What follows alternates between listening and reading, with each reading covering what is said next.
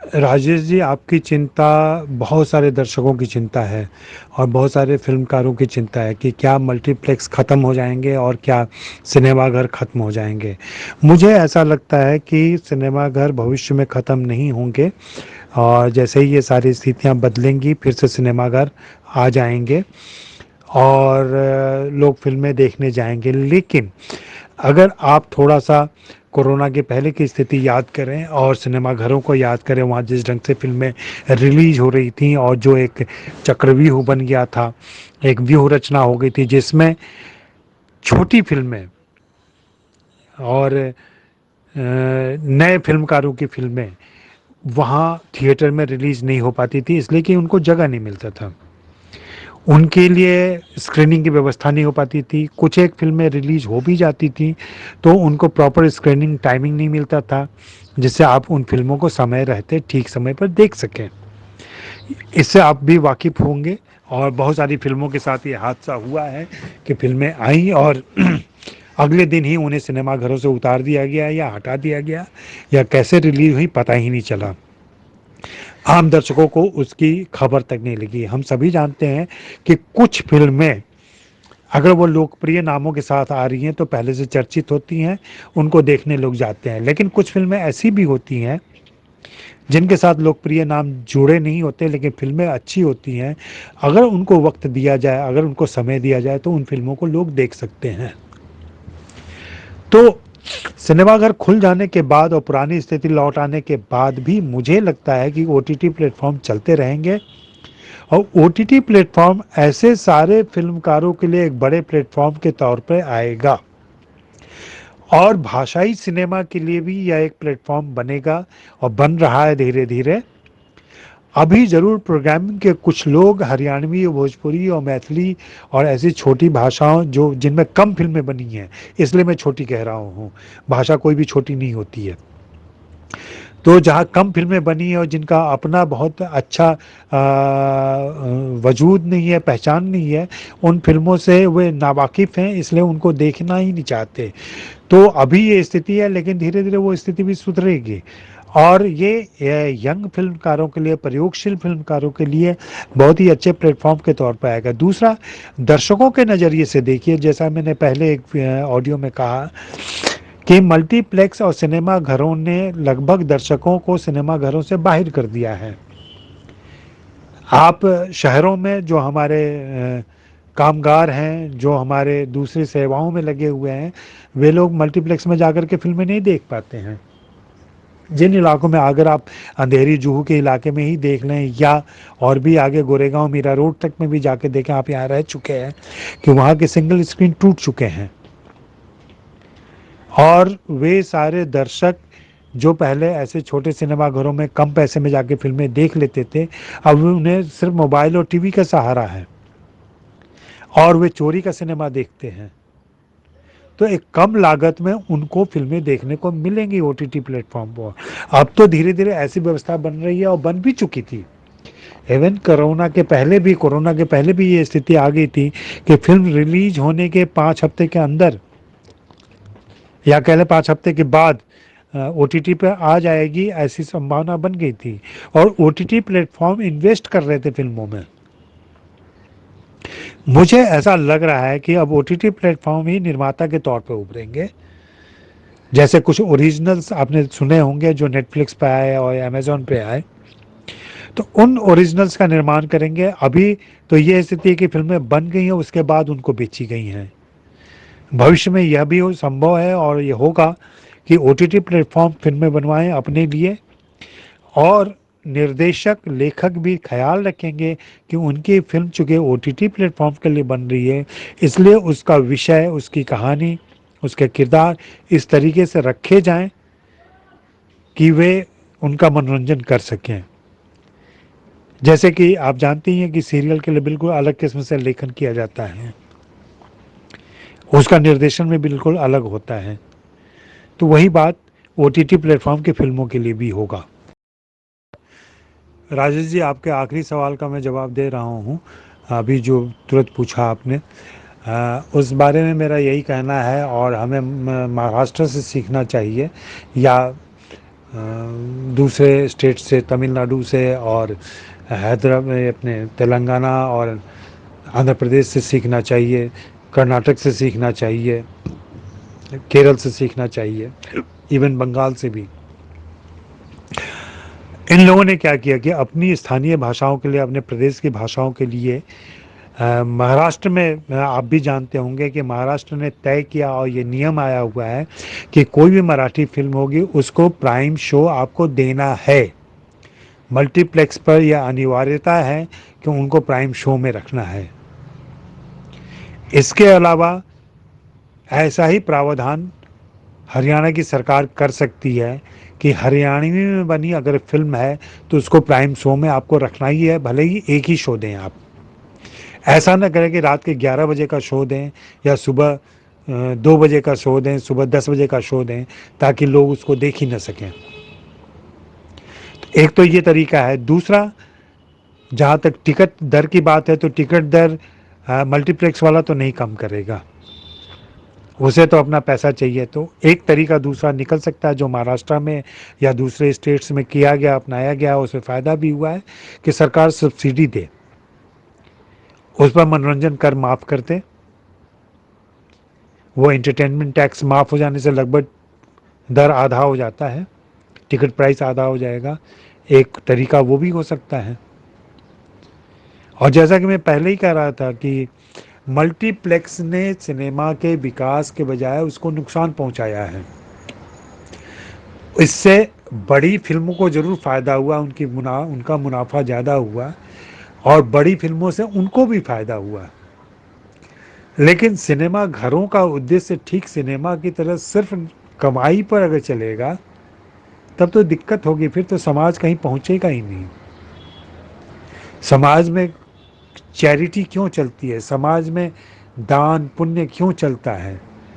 उन्हें यह काम छोटी फिल्मों को जगह देने का काम दान पुण्य की तरह भी करना चाहिए, चैरिटी के तौर पर भी करना चाहिए।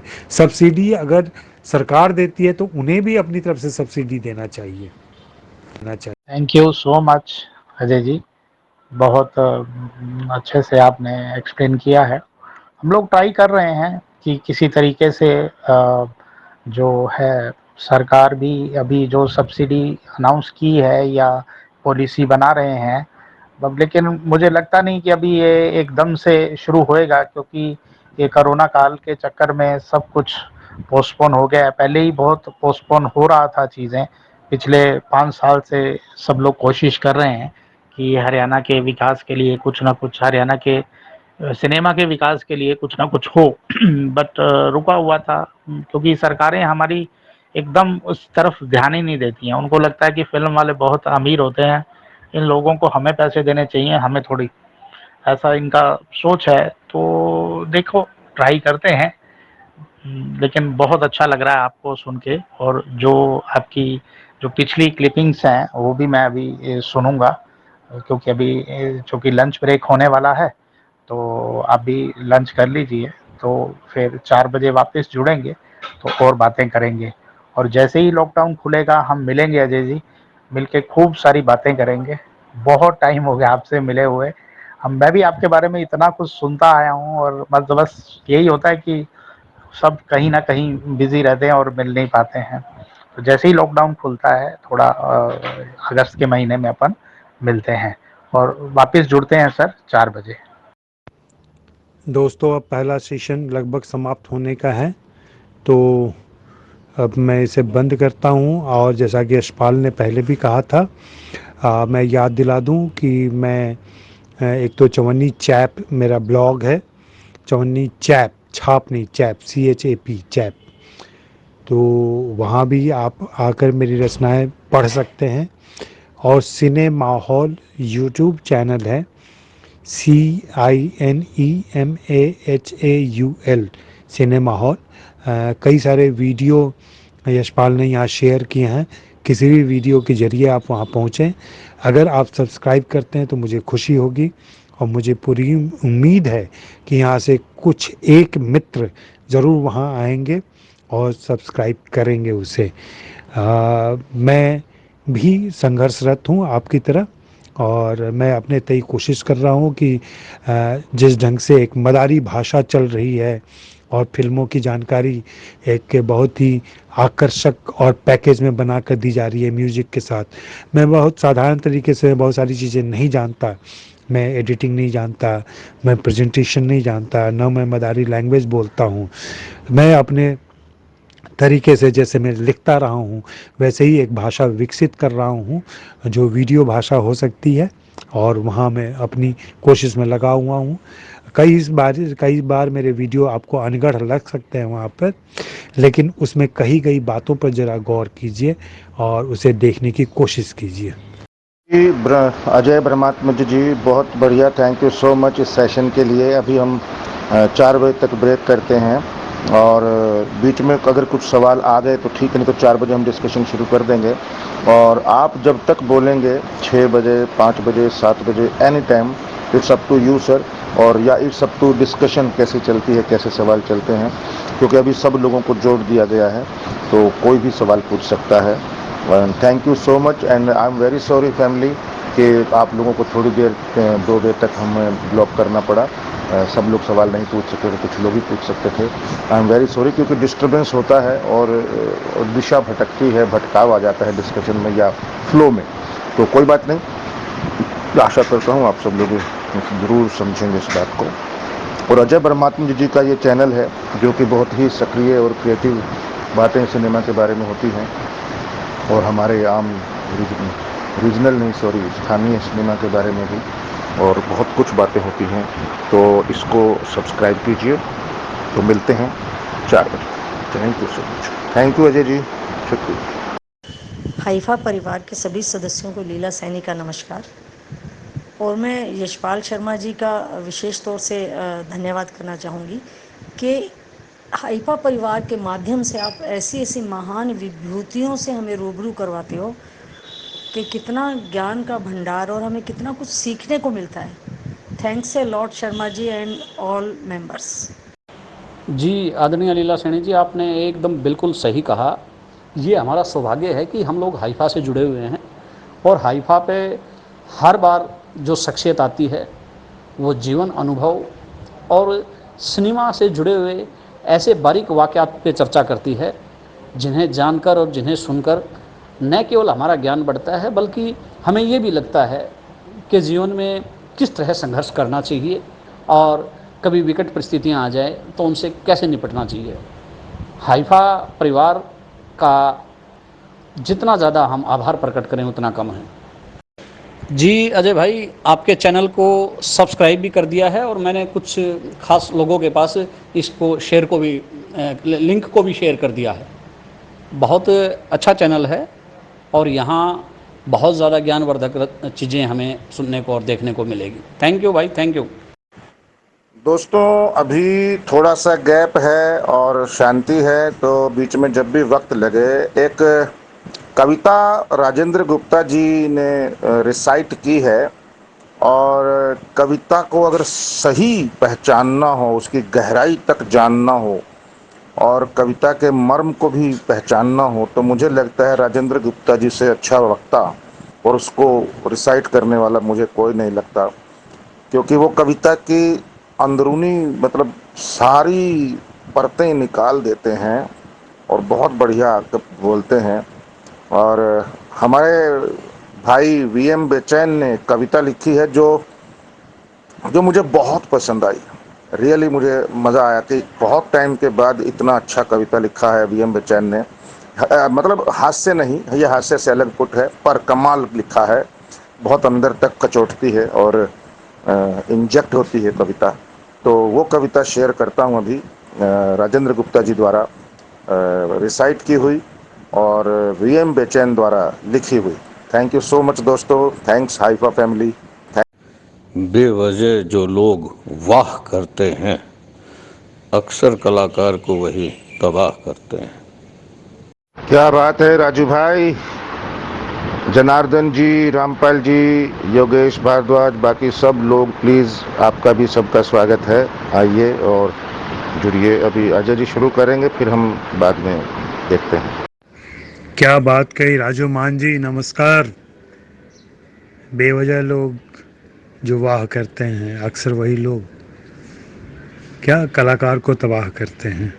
जी, तो दोस्तों आ गया हूँ लंच के बाद कुछ बातें रखने के लिए। अभी यशपाल जी का सवाल सुना मैंने, जहाँ लोकल की बात कर रहे थे, वो लोकल, अभी लोकल और वोकल की भी बात चल रही है। बहुत पहले मैंने एक लेख भी लिखा था, लोकल, जो जितना लोकल होगा वो उतना ग्लोबल होगा। तो लोकल और ग्लोबल का मामला, और लोकल की बातें, लोकल के बारे में विचार, यह तो होते रहना चाहिए। और जब मैं हरियाणवी सिनेमा की बात कर रहा हूँ, भाषाई सिनेमा की बात कर रहा हूँ, तो उनके लोकल होने की बात भी कर रहा हूँ। और यहाँ पे लोकल होने की संभावना ज़्यादा हो जाती है, और उसके स्कोप भी ज़्यादा हो जाते हैं। आपके दर्शक हालांकि लिमिटेड होते हैं, लेकिन उन दर्शकों तक बात सीधे पहुँचती है। लोकल से मेरा आशय, जब जब मैं लोकल पे बात करता हूँ, तो लोकल से मेरा आशय ऐसी चीज़ों से होता है जिसमें कह लें कि स्थानीय गंध, स्थानीय रंग, और स्थानीय गंध और रंग में ही सब कुछ आ जाता है। जिसमें भाषा आ जाती है, संस्कृति आ जाती है, आपके बोलने की शैली आ जाती है, लहजा आ जाता है, आपका लोक संगीत, वहाँ के लोक नृत्य और बाकी सारी चीज़ें। समस्या ये है कि सिनेमा एक आधुनिक माध्यम है, सिनेमा एक आधुनिक तकनीकी माध्यम भी है, और इसका कंजम्पशन बड़े ही अलग तरीके से होता है। अब यह पहले की तरह नहीं रह गया कि कुछ निश्चित दर्शक बुलाए गए हैं, सीमित दर्शक बुलाए गए हैं, जिनके बीच आप परफॉर्म कर रहे हैं, लाइव परफॉर्मेंस दे रहे हैं, और वो सीधे आपसे प्रभावित हो रहे हैं। अब हमारे पास डिस्ट्रैक्शन के इतने सारे साधन हो गए हैं, हमारे हाथों में मोबाइल है, जेब में मोबाइल है। फिल्म देखते समय जरा सी फिल्म ढीली पड़ती है कि हमारा ध्यान मोबाइल पे चला जाता है। ये सब संयम भी वहाँ बरतना पड़ेगा, वो एक अलग चीज़ है। लेकिन जो लोकल की बात मैं कर रहा हूँ, वह लोकल तभी सब मुमकिन होगा, एक तो हमें खुद के अपने लोकल की कितनी जानकारी है, हम अपने इतिहास से कितने परिचित हैं। अभी की जो पूरी शिक्षा व्यवस्था है, जिस तरीके से हमें पढ़ाया जाता है स्कूल में, और स्कूल के दिनों में की ही बात करूँगा खास करके, जब हमारी अपनी खुद की सोचने की क्षमता वैसी विकसित नहीं हुई होती है। और ज़रूरी नहीं है कि हम सभी के माता पिता उतने ही शिक्षित और पढ़े लिखे हों कि वे गाइड कर सकें। अभी भी नौसाक्षर हैं देश में, अभी भी पहली पीढ़ी जो पढ़ाई कर रही है, ऐसे बहुत सारे लोग हैं। इवन जो लोग अच्छे गार्जियन हैं, जो पढ़े लिखे गार्जियन हैं, उनके पास भी इतनी फुर्सत नहीं है कि वे बैठ के आपको कोई चीज़ समझा सकें पहले की तरह। और एक तो बहुत ही आसान तरीका हो गया है कि बच्चों को मोबाइल थमा दो। तो ये सारी इनके बीच आप लोकल की ट्रेनिंग भी नहीं दे पाते, लोकल की बातें भी नहीं बता पाते।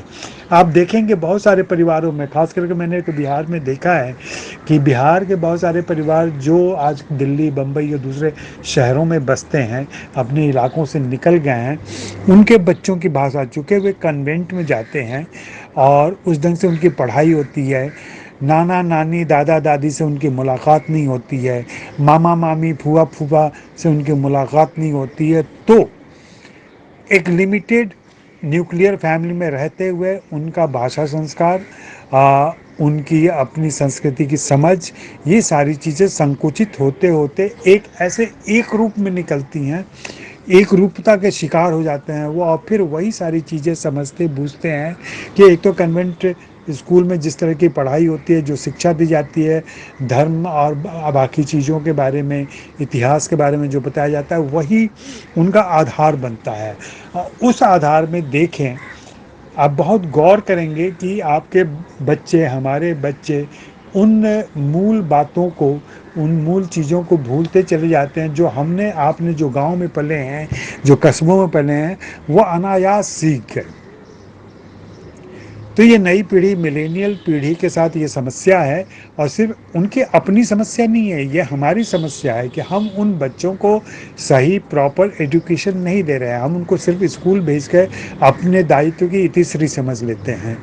तो ये लोकल की शुरुआत कहाँ से करनी पड़ेगी, इसकी मैं बात दे रहा हूँ, और उसको मैं याद दिलाना चाह रहा हूँ कि वहाँ से शुरू कीजिए आप। फिर आप फिल्म मेकर हैं, नाटक करते हैं, साहित्य रचते हैं, इन सारी चीज़ों में लोकल कैसे आ सकता है और उसे उसका विधान क्या हो सकता है, इस पर बातें करें सकता है। अभी तो सारे दोस्तों के पास अधिकार मिल चुका है और वे लोग भी सवाल कर सकते हैं। एंड अगर आप कोई सवाल करना चाहते हैं, कोई जिज्ञासा है, या राय मशविरा भी आप दे सकते हैं, मुझे सीखने में कोई दिक्कत नहीं होती है। तो वो सारी बातें आप रखें। मुझे 2-4 मैसेज प्राइवेटली अलग से भी आए। मैं उन सभी मित्रों को भी धन्यवाद देना चाहता हूँ जो उस समय यहाँ अप्रोच नहीं कर सकते थे, बात नहीं कर सकते थे, उन्होंने सीधे संपर्क किया। मैं उनका धन्यवाद ज्ञापित करता हूँ, और मैं चाहता हूँ कि वे अपने सवाल सार्वजनिक तौर पर यहाँ पूछें और रखें, ताकि हम लोग इस डिस्कशन को और आगे बढ़ा सकें और कुछ सार्थक बातें कर सकें। लंच के पहले की जो 4 घंटे थे वो बहुत ही सार्थक रहे।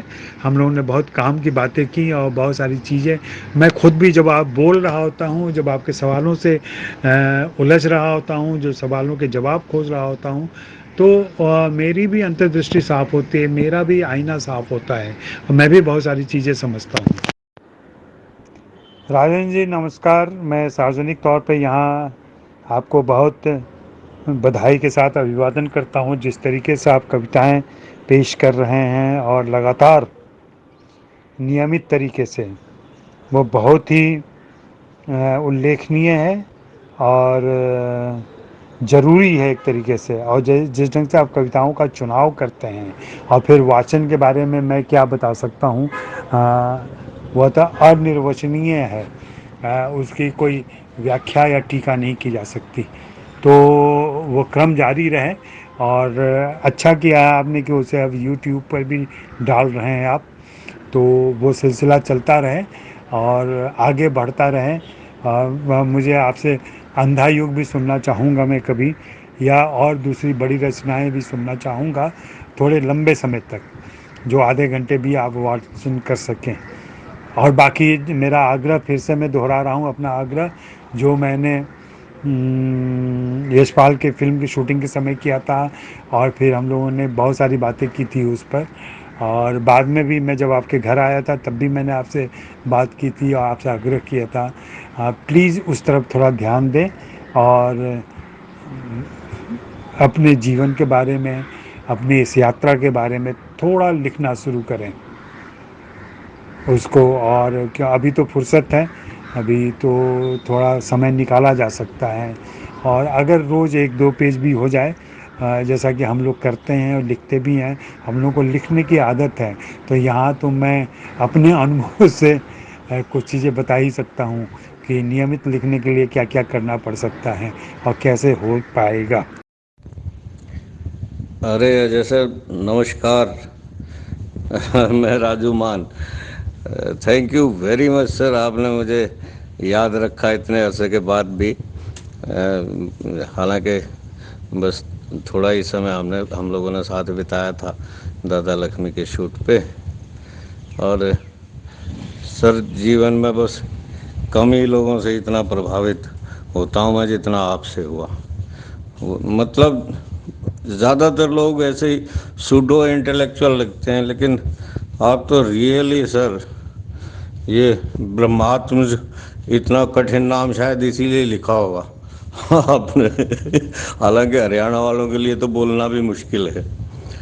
सर मुझे बस एक आपसे राय लेनी है, आपसे बस एक सीधा सवाल पूछना है। मैंने कहीं आपकी टिप्पणी देखी थी कि आगे आने वाला वक्त जो है वो डिजिटल प्लेटफॉर्म का है, और ये आइनॉक्स लेजर और पीवीआर और ये सब बंद होने का समय आ गया है। तो मतलब थोड़ा सा बताओ विस्तार से सर। बहुत सारी चीज़ें हमारी लाइफ की इसके ऐसे जुड़ी हुई हैं कि वास्तव में पहले भी ऐसे हुआ है कि भाई बहुत सारे सिनेमा हॉल मॉल बन गए, तो कोई ऐसा कुछ होने वाला है क्या? लंच के बाद के पहले सवाल में जो यशपाल ने संकेत दिया, जिस लोकल की बात की जहां सुधीर मिश्र जी थे, श्याम बेनेगल साहब थे और यशपाल खुद थे, और जहां हम लोग बातें कर रहे थे, वो जो बातें मैंने पहले भी कही होंगी और अब भी कहता रहता हूं वो ये मैं संकेत देख पा रहा हूं, और जिसका मुझे अनुमान था कि फिल्मों की कहानी, हिंदी फिल्मों की संदर्भ में बात कर रहा हूं मैं, ये फिल्मों की कहानी अब धीरे धीरे शिफ्ट कर रही है, शिफ्ट करके वो पहुंच रही है उत्तर भारत की तरफ। उत्तर भारत में अब ऐसी कहानी, क्योंकि ऐसा नहीं कि कहानियाँ चूक गई हैं या मुंबई में कहानी नहीं रही, दरअसल दर्शकों की भागीदारी से विषय चुने जाते हैं, दर्शकों की हिस्सेदारी से विषय चुने जाते हैं। जब भी मैं बात करता हूँ कि हिंदी फिल्में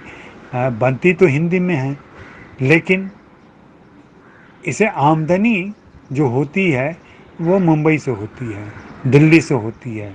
इसके दर्शक उत्तर भारत में नहीं हैं। हम सभी जानते हैं कि उत्तर भारत में सिनेमा घर ही नहीं है। आप देखें, सुबह बताया था राजेश बब्बर जी ने मुझे कि पूरे हरियाणा में 55 सिनेमा घर हैं। अगर 55 सिनेमा घर हैं तो हर सिनेमा घर के दर्शक भी गिन लें तो क्या हरियाणा की सारी आबादी तक फिल्में पहुंच जाती हैं? जवाब होगा नहीं पहुंचती हैं। लेकिन अब धीरे धीरे जिस तरीके से सिनेमा घर बढ़ रहे हैं या दूसरे माध्यम आ गए हैं जिनसे सिनेमा दर्शकों तक पहुंच रहा है और उनकी भागीदारी हो रही है, तो ये दो तीन चीज़ें मिलके, एक तो विषय की नवीनता, दूसरे दर्शकों की चाहत, और तीसरे नए कथा भूमि को तलाशने की जो एक जिज्ञासा रहती है, वो ये सब मिल करके हमें ऐसी फिल्में दिखा रहे हैं या बता रहे हैं जो हमारे आसपास की हैं, हमारी देखी सुनी हैं, इसलिए चीज़ें वहाँ पहुँच रही हैं। और उनमें अब बहुत ख्याल रखा जाता है कि स्थानीय जो लहजा है वो पकड़ में रखा जाए, रीति रिवाज, कपड़े, परिधान, इन चीज़ों पर ध्यान दिया जाए। मेकअप में वो लुक जो वहाँ के लोगों का हो सकता है। हरियाणा की फिल्मों में आपने देखा होगा, खुद देखा होगा, हरियाणा दंगल फिल्म जो इतनी बड़ी थी हरियाणा के स्पोर्ट्स पर, उसमें देखा होगा। उसके अलावा अभी जो आई थी फिल्म सलमान खान की, उसमें भी थोड़ा सा हरियाणा का जिक्र था। इसके अलावा अभी एक सांड की आँख आई थी, वह हरियाणा नहीं था लेकिन हरियाणा के पास के मेरठ की कहानी थी, तो उसमें भी हमने देखा स्थानीयता। इस प्रकार से अभी बहुत सारी फिल्में आ गई हैं। एक तो यूपी में शूटिंग करने का जो फ़ायदा हो रहा है, जो पैसों का फ़ायदा हो रहा है, उसकी वजह से थोड़ा सा यूपी घुसाया जा रहा है उसमें, और यूपी घुसाने में कहानी वहाँ चली जाती है। इलाहाबाद की कहानी, लखनऊ की कहानी, बनारस की कहानी, अन्य दूसरे शहरों की कहानी, जौनपुर की कहानी, मिर्ज़ापुर में आपने देखा कि एक मिर्ज़ापुर की कहानी जो लगभग उत्तर यूपी की कहानी लगती है, तो वो सब कहानियाँ चल रही हैं। तो अभी तो मैंने सुना है कि जो हत्याकांड हुआ विकास दुबे का, जहाँ उनका इनकाउंटर किया गया, उस पर फिल्में बननी शुरू हो गई हैं। तो कहानियाँ तो उधर जा रही हैं, उधर के किरदार भी लिए जा रहे हैं। अजय जी नमस्कार, शाम की सभा में आपका स्वागत है। मैं राजेश बब्बर। अजय जी, मैं एक सवाल आपसे करना चाहता हूँ, क्योंकि मुझे लगता है कि आप इसका जवाब बहुत बाखूबी देंगे और हमारे जो नई पीढ़ी है या जो सीनियर पीढ़ी है, सबको इससे सीखने को मिलेगा। अजय जी, मेरा सवाल ये है कि आपने एक फिल्म देखी होगी कामयाब, ये अभी आई है नेटफ्लिक्स पे, अभी इन्होंने रिलीज की है। ये संजय मिश्रा की फिल्म है। इस फ़िल्म में जो दिखाया गया है, आपने अगर पिक्चर देखी है तो आपको मालूम होगा कि एक एक्टर जो कभी स्टार था और बाद में उसकी दुर्गत होती है। तो हमारे इस फ़ील्ड में भी ये खाली एक्टर के लिए ही नहीं है, ये पूरे के पूरे जितने भी चाहे टेक्नीशियंस हैं या अ, कैमरामैन हैं या राइटर्स हैं, एक स्टेज आने के बाद मतलब जैसे वो 50-55 क्रॉस करते हैं, उनको एक आउटडेटेड का दर्जा मिलना शुरू हो जाता है। इस मतलब उसके बाद वो लोग कहाँ जाएँ?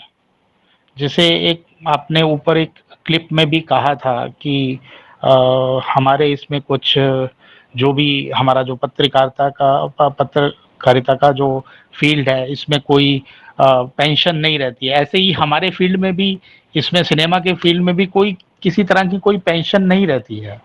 एक तो इनसिक्योरिटी जीवन भर की, हमेशा आदमी काम ढूँढने में और काम उसमें लगा रहता है और ऊपर से चलो काम किया भी तो एक जो पीरियड आता है ऐसा आफ्टर 55 या 60 जो लोगों को काम मिलना बंद हो जाता है, जो नई सोच के लोग तो आएँगे ही, नए लोग भी आएँगे। बट ये लोग जो कभी अपने टाइम में बहुत ज़बरदस्त रहे हैं, उनके लिए आप क्या संदेश देंगे? क्या आप गाइड करेंगे उनको कि उनको क्या करना चाहिए? Ajay ji, good evening. संदीप शर्मा बोल रहा हूँ सर। सर, मैं एक चीज़ ये पूछना चाहता हूँ कि जैसे फ्राइडे को फिल्म रिलीज़ होती है और सैटरडे को उसकी समीक्षा हो जाती है, उसका रिव्यू आ जाता है पेपर में और कई बार उसके नेगेटिव पॉइंट्स बताए जाते हैं और स्टार दिए जाते हैं उसको। तो मैं ये कह रहा हूँ कि सर कि जैसे इतने करोड़ों की फिल्म लगती है और इतना टाइम लगता है और इतनी मेहनत होती है, तो क्या फ्राइडे को रिलीज़ हुई फिल्म का सैटरडे को इस तरीके से समीक्षा दे देना ठीक है? ऑडियंस पॉइंट ऑफ व्यू से और प्रोड्यूसर पॉइंट ऑफ व्यू से उसको कैसे हम बैलेंस कर सकते हैं सर? भगवान संदीप, क्या कोइंसिडेंस है। मैं तेरे को इनवाइट किया कि जुड़े रहिए और तेरा मैसेज आ गया, एक सेकंड भी नहीं लगा। Thank you. बिल्कुल सही अजय जी। राजेंद्र गुप्ता जी को बहुत ही जिस तरीके की उनकी जीवन है उसका अंश मात्र ही बताया है उन्होंने और कमाल का मतलब तरीके से पोइटिक वे में उन्होंने शेयर किया था और मैं तो चाहता हूं कि वो अगर कुछ लिखें तो बहुत कमाल हो सकता है सच में। मान जी का सवाल है कि क्या OTT प्लेटफॉर्म या डिजिटल प्लेटफॉर्म अब इतने मुखर हो जाएंगे, एक्टिव हो जाएंगे कि बाकी सिनेमाघर सचमुच बंद हो जाएंगे। तो मान साहब, मैंने पहले भी बताया और उसको हम आप सिर्फ अनुमान ही कर सकते हैं, अनुमान इस आधार पर कर सकते हैं कि जिस तरीके से स्थितियां बदल रही हैं, समाज बदल रहा है, देखने का तरीका बदल रहा है और जो माहौल बना हुआ है अभी के माहौल में, तो आप यकीन माने मुझे कोई भरोसा नहीं है कि अगले 3-4 महीनों तक कोई सिनेमाघर खुल पाएगा।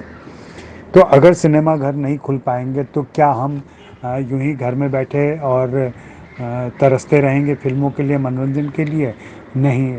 आपने देखा कि OTT प्लेटफॉर्म आ गए हैं विकल्प के तौर पर, वहाँ बहुत सारी चीज़ें आ रही हैं। अब तो हिंदी फिल्मों की रिलीज़ भी आ रही है और रिलीज़ हो रही है। तो अब हम एक उम्मीद तो कर ही सकते हैं कि वहाँ फिल्में आएंगी और देखी जाएंगी। जो क्रिएटिव लोग हैं उनके लिए ये बहुत ही कह लें कि उर्वर समय है। उर्वर इस तरीके से कि जिस तरीके के लेखन की ज़रूरत है अब और जिस विस्तार की ज़रूरत है, वह विस्तार लेखक ही पहले लाएगा और लेखक लाएगा, उसके बाद ही निर्देशक और कलाकार उसको पर्दे पर उतार पाएंगे। तो आप जैसे लोग जो इतने अनुभवी हैं, लिखने में माहिर हैं और जिनके पास एक अनुभव का ज़ख़ीरा है, वे सारे लोग बहुत ही इम्पोर्टेंट हो सकते हैं। लेकिन दिक्कत क्या है कि नई पीढ़ी का तालमेल आपके साथ कितना बैठ पाता है। इसमें सिर्फ नई पीढ़ी की जिम्मेदारी नहीं है, इसमें हमारी और आपकी भी जिम्मेदारी है कि हम उनके तौर तरीके सीखें, उनकी चाल चलने में, उनके साथ चलने में हम भी कोशिश करें। तभी जाकर के ये हो सकता है। ऐसा नहीं हो सकता कि भाई मैं तो ऐसा ही लिखता हूँ और मैं तो ऐसा ही सोचता हूँ और मेरी भाषा तो यही है। भाषा बदल चुकी है। हम जो भाषा सीख रहे थे, जो जिस भाषा में हम काम कर रहे थे, वो भाषा पूरी बदल चुकी है। हमारे कहने का तरीका बदल चुका है, फिल्मों का नैरेटिव बदल चुका है और वेब सीरीज़ का तो तरीका बिल्कुल बदल चुका है। वेब सीरीज़ जिस तरीके से हुकअप पॉइंट पे चल रहे हैं या वेब सीरीज़ में जो चीज़ें दिखाई जा रही हैं, ज़रूरी नहीं है कि वो फैशन में रहे ज़्यादा दिनों तक। अभी हिंसा और अश्लीलता पर थोड़ा ज़्यादा जोर है, लेकिन ये धीरे धीरे छट जाएगा। और फिर बेहतर और सेंसिबल वेब सीरीज़ की ज़रूरत पड़ेगी, उसके लिए वैसी कहानियों की ज़रूरत पड़ेगी और वहाँ हमारी पीढ़ी के लोग, आपकी पीढ़ी के लोग मददगार हो सकते हैं। तो इसलिए कमर कसने की ज़रूरत है, हमें तैयारी करने की ज़रूरत है और इनके साथ चलने की ज़रूरत है, इनकी ज़रूरत को समझने की ज़रूरत है। पहले राजेश जी का सवाल ले लेता हूँ मैं। राजेश जी ने पूछा कि जो लोग उम्र दराज हो गए हैं, जो 55-60 के हो गए हैं, जिनके पास काम कम हो गया और जिनकी आर्थिक परेशानियां बढ़ जाती हैं, वे क्या करें, उनके साथ क्या हो। तो ये समस्या सारे उम्र दराज लोगों की है, हम लोगों की भी है। हम लोग जो, मैंने कहा ही था कि हमारे जॉब में कोई पेंशन नहीं है, वैसे ही आपके जॉब में भी पेंशन नहीं है। राजेश जी ने भी इस बात को दोहराया। तो संगठन के तौर पर या समूह के तौर पर तो यही हो सकता है कि हम लोग जैसे हरियाणा में एक ऐसा कोई फंड बने जहाँ जिस फंड में ये प्रावधान रखा जाए कि जो भी रिटायर होगा उसको एक पेंशन दिया जाएगा। लेकिन जब तक आप एक्टिव हैं, जब तक आप पैसे कमा रहे हैं, तब तक उस फंड में आपको भी जमा करना पड़ेगा। ये ऐसा एक पीएफ टाइप का फंड बनाया जा सकता है, पेंशन फंड कहा जा सकता है, उसको कुछ भी कहा जा सकता है, कलाकारों के वेलफेयर फंड कहा जा सकता है, वो सब होना चाहिए। मुझे ये बात थोड़ी बुरी लगती है और मैं कई बार इस मामले में बहुत आगे बढ़ के और कुछ नहीं करता हूँ और न करना चाहता हूँ। जब अचानक एक स्टोरी आती है कि ये कलाकार अब ऐसा बुजुर्ग हो गया है और इसके पास कोई आमदनी नहीं है और समाज को इसकी फ़िक्र नहीं है, जबकि इसने सब कुछ इतना बड़ा योगदान किया, इसमें न कहीं छोटा सा, आपको मेरी बात थोड़ी विचित्र लग सकती है, लेकिन उस कलाकार की अपनी भी भूमिका होती है। जिन दिनों उसने काम किया होता है, जिन दिनों उसने खूब नाम किया होता है, पैसे कमाए होते हैं, उन दिनों वह इतनी बचत नहीं करता है कि जब बारिश के दिन हो तो वो कैसे अपनी छतरी तान सके। तो ये समस्या तो है और ये सामाजिक समस्या है। वेलफेयर स्टेट नहीं है हमारा देश। वेलफेयर स्टेट, जहाँ वेलफेयर स्टेट हैं वहाँ देखें कि जैसे ही बुज़ुर्ग होते हैं आप या आप बेरोज़गार रहते हैं तो भी सरकार आपको फंड देती है, लेकिन टैक्स भी वैसे ही लेती है आपसे। हम टैक्स की भी चोरी करते हैं और फिर हम फंड की उम्मीद करते हैं। तो ये सारी चीज़ें, बहुत सारी चीज़ें गड्ढमड्ढ हो चुकी हैं और एक देश में ऐसा नेतृत्व आए जो इन सारी चीज़ों पर भी गौर करे, छोटी छोटी चीज़ों पर गौर करे। हर फील्ड के वर्कर, किसानों को कौन देता है फंड? किसानों को तो कभी फंड ही नहीं मिलता, लेकिन इनका जीवन यापन चलता है। कुछ किसान बहुत सुखी होते हैं, कुछ किसान बड़े ऐशो आराम से रहते हैं और कुछ किसान बहुत परेशान रहते हैं। तो ये तो कहीं ना कहीं हमारी प्रवृत्ति पर भी निर्भर करता है कि हम कैसे क्या भविष्य के लिए सोचते हैं। बीच में संदीप जी का सवाल आया कि एक बहुत ज़रूरी सवाल है वो, उससे मुंबई में आए दिन हम लोग को जूझना पड़ता है कि फ़िल्म फ्राइडे को रिलीज़ होती है और सैटरडे को उसका रिव्यू आ जाता है। उस रिव्यू में अगर कुछ नेगेटिव बातें कही जाएं तो फिल्म पर उसका असर होता है और फिल्म के दर्शक कम होते हैं। तो अब तो सैटरडे को भी इंतज़ार नहीं करना पड़ता, अब फ्राइडे को ही रिव्यू आ जाता है और कोशिश ये रहती है कि फ़िल्म इधर थिएटर में लगी और उधर रिव्यू आना शुरू हो जाए।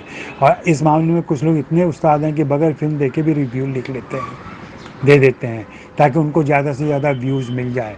और आप उन रिव्यूज़ पर ऐसे जल्दबाजी के रिव्यूज़ में गौर करेंगे तो उसमें बहुत मोटी मोटी बातें लिखी रहती हैं। फिल्म उन रिव्यूज़ को 2-3 बार पढ़ने के बाद आप समझ जाएंगे, या वैसे 2-3 रिव्यूज़ पढ़ने के बाद समझ जाएंगे कि रिव्यूअर ने पूरी तरह से फिल्म भी नहीं देखी है। तो एक तो वो ऐसे रिव्यूअर की मैं बात ही नहीं कर रहा। हाँ, जो सीरियस रिव्यूअर हैं उनकी बात अगर करें तो इन लोगों पर ये आपत्ति रही है, हम लोगों पर ये आपत्ति रही है कि कई बार हम लोग शनिवार को या क्या फ्राइडे को ही शुक्रवार को रिव्यू देते हैं, तो बहुत सारे लोग नहीं चाहते। और इस डर से कि जल्दी रिव्यू ना आ जाए, फिल्में दिखाना बंद कर दिया गया। नहीं तो पहले जब हम लोगों ने पत्रकारिता शुरू की थी और रिव्यू लिखना शुरू किया था, तो ज़्यादातर फिल्में हम लोगों को थर्सडे तक दिखा दी जाती थी, गुरुवार तक, और फिर हम उसका रिव्यू शनिवार या रविवार को लिखते थे पहले।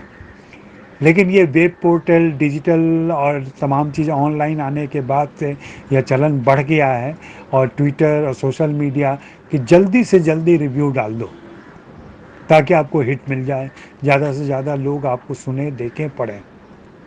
तो इस जल्दबाजी में ये सब किया जा रहा है, ये उचित नहीं है। लेकिन रिव्यू से वही लोग डरते हैं जिनकी फिल्म कमज़ोर होती है।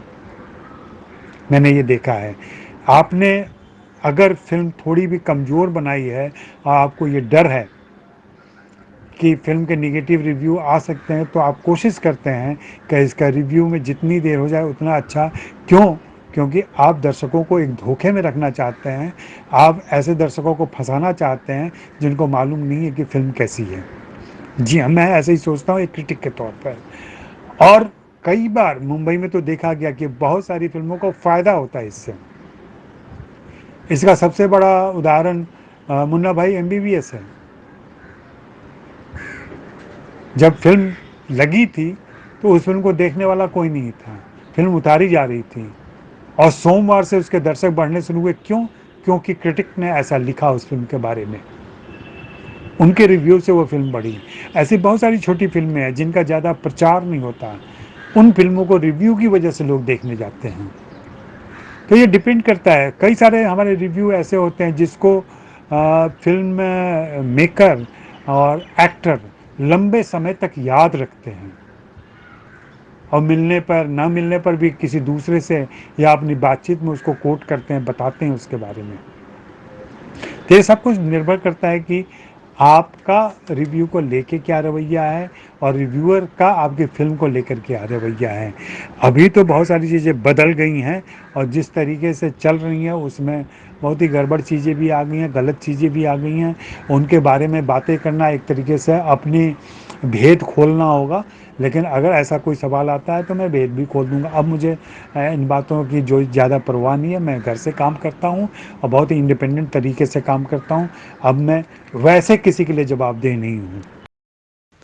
नमस्कार ब्रह्मत्मज सर, मैं डॉक्टर अल्पना सुहासिनी आपसे जानना चाहूँगी कि चूँकि आपके आलेख जो हैं और आपकी समीक्षाएं और आलोचनाएं जो हैं वो आरंभ से ही पढ़ते रहे हैं और आपके लेखन के हम बहुत बड़े मुरीद भी हैं, तो तब जब आप लिख रहे थे उस लेखन में हमेशा से ही एक साफगोई और स्वतंत्रता नज़र आई। लेकिन आज जब समीक्षाएं देखते हैं तो कहीं ना कहीं उन पे पता नहीं क्यों मुझे अक्सर ये लगता है कि प्रभाव रहता है, या तो कद का प्रभाव रहता है, किसी भी अभिनेता के कद का प्रभाव रहता है, या जो है डायरेक्टर से दोस्ती का प्रभाव रहता है। मेरे ख्याल से आज के दौर में जितने भी समीक्षक और आलोचक कार्य कर रहे हैं वो उतनी स्वतंत्रता से और बहुत ही बेबाकी से समीक्षाएं नहीं आ पा रही हैं। तो आपका क्या मानना है? क्या आप भी इन सब बदलावों को समझ पा रहे हैं? और समझ तो पा ही रहे हैं, लेकिन साथ ही साथ मैं ये जानना चाहूँगी कि क्या आपको भी लगता है कि वास्तव में बदलाव तो हुआ है? इस बारे में थोड़ा सा जानना था। बिल्कुल सही बात बोली अजय जी आपने। बहुत बड़े सवाल का और राजू मान जी ने जो पूछा बहुत अच्छे से जवाब दिया कि नई पीढ़ी और पुरानी पीढ़ी के में सामंजस्य और तालमेल बैठ करके बहुत अच्छा हो सकता है।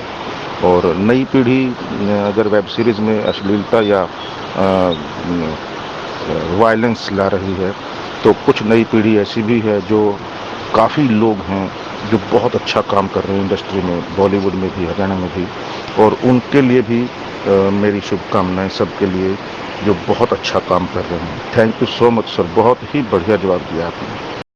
अजय जी, एक सवाल और है मेरा कि ये जो वेब सीरीज में इतनी ज़्यादा गालियां दी जाती हैं या इतना ओपनली सेक्स दिखाया जाता है, तो ये क्या व्यूअर्स को अट्रैक्ट करने के लिए है, या आपको लगता है कि ये हमारे जीवन के हिस्से हैं इसलिए डाला जा रहा है कि भाई इंडिया में क्योंकि लोग बहुत क्यूरियस रहे हैं इन सब चीज़ों के, जो कि हमेशा इस चीज़ को छुपा के रखा गया है, बचपन से ही बच्चों को भी ये सारी चीज़ें जो हैं कभी भी ओपन नहीं हुई, तो इसलिए ओपन हो रही हैं, या आपका आपका क्या मत है इस पे?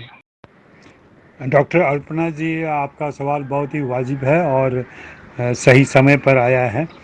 मैं इस संदर्भ में सिर्फ इतना कहना चाहूँगा कि इन दिनों एक होड़ सी मची हुई है और सोशल मीडिया और डिजिटल मीडिया के दौर में कोई भी लिख रहा है, प्रॉपर ट्रेनिंग नहीं दी जा रही है, रिव्यू लिखने की कोई ट्रेनिंग नहीं दी जा रही है। मैंने जब शुरुआत की थी तब से मैं देख रहा हूँ, शुरुआत करने के लगभग 7 सालों के बाद से मैंने रिव्यू लिखना शुरू किया। उसके पहले मैं सारी कवरेज कर चुका था, हर तरह की चीज़ें पढ़ चुका था, लोगों की संगत कर चुका था। जैसा कि मैंने शुरू में कहा, आज की श्याम बेनेगल के साथ काफ़ी समय मैंने बिताया था, तो सिनेमा देखने का एक नज़रिया भी डेवलप किया था। आज भी मैं पढ़ता रहता हूँ, कोशिश करता हूँ कि नए से नए विचार पढ़ूँ और फिल्म देखने के दृष्टिकोण पर के बारे में पढ़ूँ, अच्छे कलाकारों के रिव्यू, अच्छे कलाकारों के इंटरव्यू पढूँ, उनकी जीवनी पढूँ, उससे बहुत सारी चीज़ें सीखने को मिलती हैं। मेरे साइट पर आप जाके देखें तो मैं हिंदी सिनेमा की किताबों की भी चर्चा करता हूँ वहाँ पर, और वो उसका पर्पस ही यही है कि ऐसे दर्शक, ऐसे पाठक जो मुझे सुन रहे हों, वो भी उन किताबों के संपर्क में आएँ, और ज़्यादातर मैं उन्हीं किताबों का जिक्र करता हूँ जो मुझे खुद अच्छी लगती हैं और मैं चाहता हूँ कि दूसरे लोग भी पढ़ें। तो एक तो वो नहीं है, इसकी वजह से ये दिक्कत हो रही है। दूसरे, कहीं न कहीं संपादक और मीडिया के मालिक लोग भी ज़िम्मेदार हैं कि वे किसी को भी ये भूमिका सौंप देते हैं। एक लापरवाह तरीका चलता रहा है फ़िल्म जर्नलिज़्म में, क्योंकि फ़िल्म जर्नलिज़्म, मेरा यह मानना है कि बहुत ही गैर जवाबदेह ये काम हो गया है।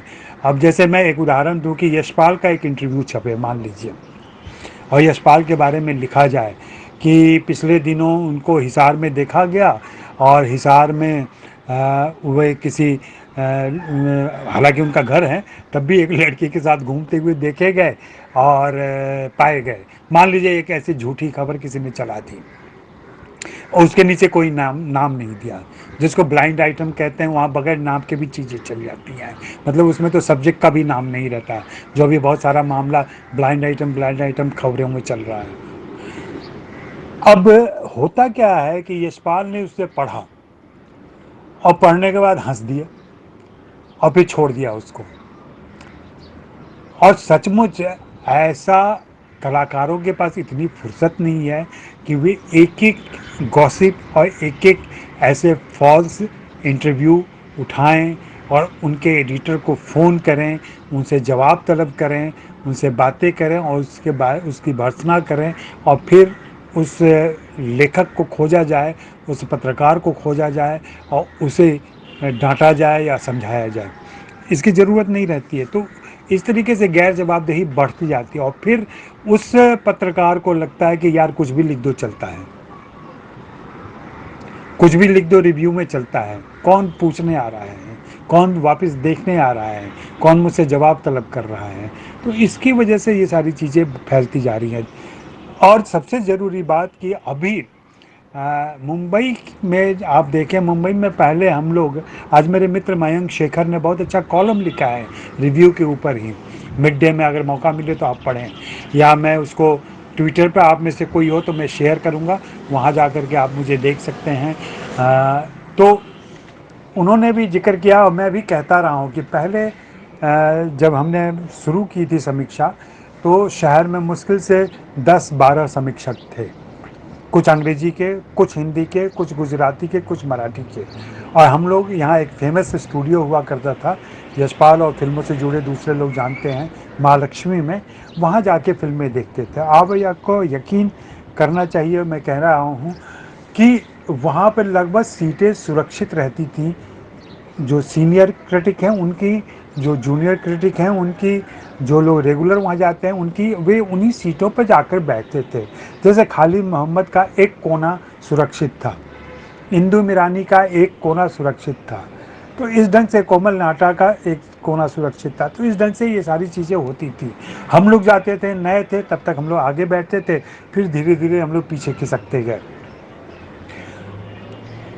अभी क्या होता है, अभी फिल्म जब दिखाई जाती है तो पश्चिमी उपनगर जुहू और इसके आसपास के सिनेमाघर में दिखाई जाती है और बड़े से बड़ा हॉल लिया जाता है, 1000, 250, 300, 400 लोग बैठ सकें। और फिर मालूम होता है कि इतने सारे लोग फिल्म देखने आ गए। मैं सबको पत्रकार नहीं कहना चाहता, इसलिए मैं पत्रकार शब्द का इस्तेमाल नहीं कर रहा हूँ, ना रिव्यूअर शब्द का इस्तेमाल कर रहा हूँ। ये सारे लोग उन पत्रकारों के दोस्त भी होते हैं, उनके कई बार रिश्तेदार भी होते हैं, और ये सारे लोग आकर के फिल्म देख रहे होते हैं। और इसमें कुछ रेगुलर रिव्यूअर होते हैं, कुछ एस्ट्रोलॉजर, कुछ न्यूमरोलॉजिस्ट और कुछ दूसरे पेशे से जुड़े लोग, आरजे, इस तरीके के लोग अब रिव्यूअर बन गए हैं और वो निकल कर के रिव्यू करते हैं। अब सबके पास अपना सोशल मीडिया है, सबके पास ट्विटर है, सबके पास फेसबुक है, सबने अपना ग्रुप बना रखा है, वहाँ उन रिव्यू को डाला जाता है। और फिर एक जो फिल्म इंडस्ट्री के तरफ से जिसको बढ़ावा दे दिया गया है, फिल्म इंडस्ट्री एक रिव्यू ऐड डालती है। फिल्म रिलीज होने के दूसरे या तीसरे दिन वो रिव्यू ऐड आता है। रिव्यू ऐड में ये बताया जाता है कि फला फला क्रिटिक ने इतने इतने स्टार दिए।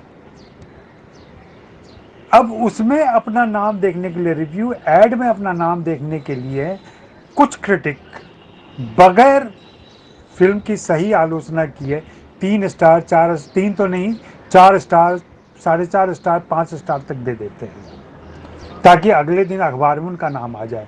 और इस तरीके से एक ऐसा दुष्चक्र बनता है जिसमें ये रिव्यूअर कहे जाने लगते हैं। दूसरी समस्या क्या है जिसे हम नहीं समझ पाते हैं कि ट्रेड एनालिस्ट शुरू से चले आ रहे हैं। ट्रेड एनालिस्ट होते जो ट्रेड न्यूज़पेपर चलाते थे, ट्रेड पेपर चलाते थे, अब वे भविष्यवाणी करते हैं कि ये फिल्म चलेगी, ये फिल्म नहीं चलेगी। उनका एक अनुमान होता है और जो लगभग सही होता है। ट्रेड एनालिस्ट व्यापार की दृष्टि से किसी फिल्म को देखता है और उसी हिसाब से उसके एनालिसिस करता है। लेकिन एक फिल्म क्रिटिक कला के जरिए से, साहित्य के जरिए से और इस तरीके से कला फॉर्म के तौर पर उस फिल्म को देखता है और फिर उसकी चर्चा करती है। तो दोनों के एनालिसिस में फ़र्क होता है, दोनों के प्रेडिक्शन में फ़र्क होता है, दोनों के स्टार ग्रेडिंग में फ़र्क होता है। लेकिन सब ऐसा झोल हो गया है, ऐसा गड्ढमड हो गया है कि ट्रेड एनालिस्ट को हम लोगों ने क्रिटिक मान लिया है और क्रिटिक को हम लोगों ने कुछ और मान लिया है। क्या बात है अजय जी। इसी बात पे मैं आपसे एक सवाल पूछना चाहता हूँ कि रिव्यू लिखना, और संदीप ने बहुत ही अच्छा सवाल पूछा था, और रिव्यू के बारे में मैं आपसे आपका एक्सपीरियंस जानना चाहता हूँ कि क्या आपको भी ऐसा कोई दबाव आया बड़े हाउसेस की तरफ से कि हमारा रिव्यू अच्छा लिखिए या हमें अच्छे स्टार दीजिए, और चाहे फिल्म ख़राब हो तो भी। तो इस बारे में प्लीज़ थोड़ी रोशनी डालिए, क्योंकि आप, मुझे मालूम है आप बिल्कुल सही जवाब देंगे और हमको बहुत दिशा मिलेगी। ब्रह्म निवसति यत्र स ब्रह्मात्मज।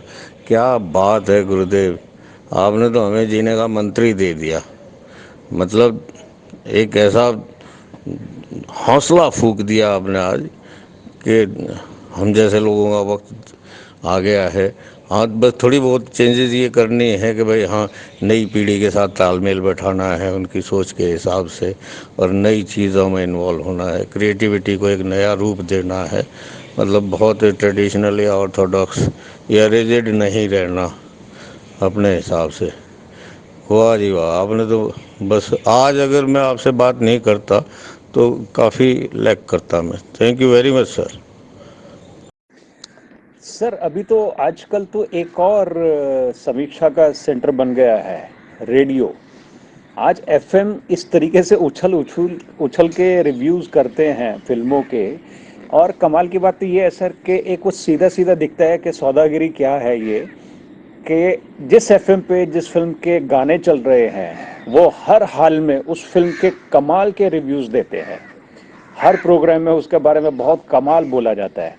और दूसरी तरफ के जिन एफएम पे उसके गाने नहीं चल रहे, एक्सक्लूसिवली राइट्स होते हैं शुरू के 3-4 हफ्ते 5 हफ्ते के, और बाकी के जो एफएम वाले हैं उनको कोस रहे होते हैं कि नहीं ये फिल्म बिल्कुल ऐसी है, बिल्कुल वैसी है, ये नहीं है, वो नहीं है, ऐसा है, वैसा है। इसके पीछे क्या खेल है? कि क्या मतलब ये इतना ही है कि भाई हाँ हमारे पास इसके गानों के राइट्स आ गए तो इसका रिव्यू ऐसा अच्छा पॉजिटिव जाएगा? थोड़ा सा इसके बारे में भी बताएं सर। राजेश जी का सवाल बहुत ही उचित है और अभी लगातार उस पर बात चल रही है। और मीडिया में भी इसकी बात उठती रहती है, अश्लीलता, हिंसा, वल्गैरिटी, गाली गलौज, इन सारी चीज़ों पर। इसके बारे में मेरी राय बहुत ही स्पष्ट है और मैं किसी भी प्रकार की पाबंदी नहीं चाहता हूँ। एक तो पहली बात कि किसी प्रकार की पाबंदी नहीं होनी चाहिए इसके ऊपर। इसलिए नहीं होनी चाहिए कि पाबंदी लगाते ही सेंसर की पाबंदी की वजह से हमने देखा कि सिनेमा किस तरीके से संकुचित हुआ, जहां बहुत सारी बातें नहीं कही जा सकी। इस पर अभी तक कोई सेंसर का नियम लागू नहीं होता, कोई सेंसर नहीं बना है। ये अभी यूं समझिए कि ये बाढ़ की स्थिति है।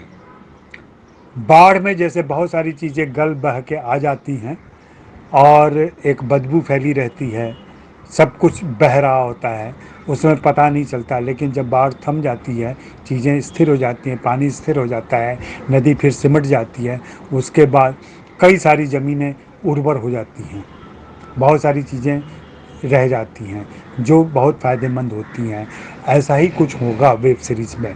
ये गाली गलौज, अश्लीलता, हिंसा जिसे की बहुतायत अभी हो गई है, वो धीरे धीरे अपने आप कम हो जाएगा। दूसरी बात, क्या दर्शक इसे पसंद करते हैं? जाहिर सी बात है पसंद करते हैं, तभी ये सब डाला जा रहा है। लेकिन यह लॉजिक मेकर की तरफ से दिया जाता है कि चूंकि दर्शक पसंद करते हैं इसलिए हम देते हैं। वास्तव में यह मेकर की जिम्मेदारी होती है, सेल्फ सेंसरशिप होनी चाहिए कि वो किस हद तक जाए और क्या करे क्या ना करे। पिछले दिनों एक आर्टिस्ट हैं, एनएसडी के प्रोडक्ट हैं, और उन्होंने बताया था कि वो चर्चा मुझे लगता है कि यहाँ सारे एडल्ट लोग हैं इसलिए की जा सकती है।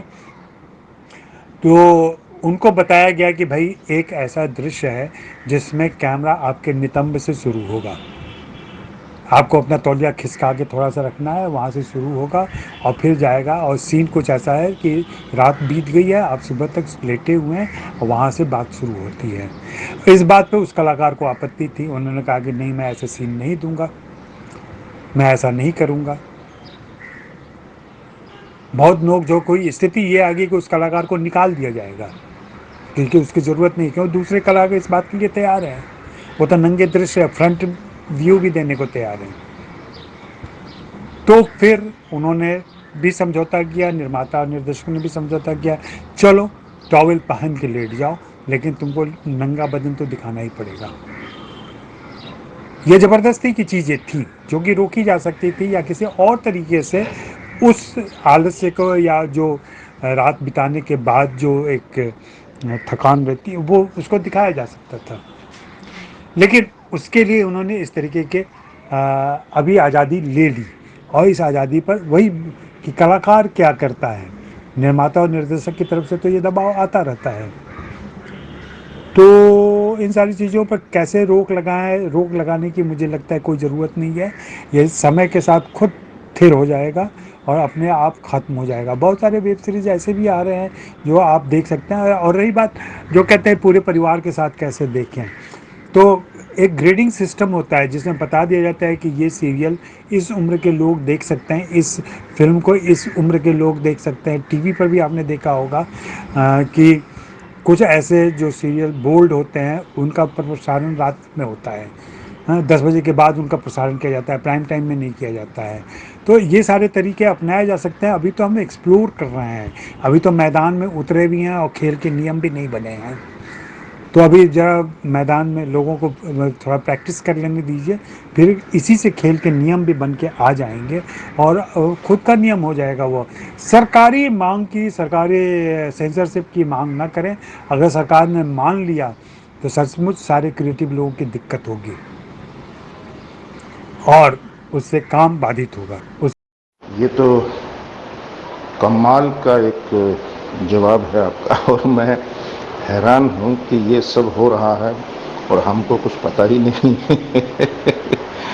खैर, अच्छा है सर, अपनी अपनी राह है, अपने अपने क्रिटिक्स अपने अपने हिसाब से सोचते हैं, बढ़िया है।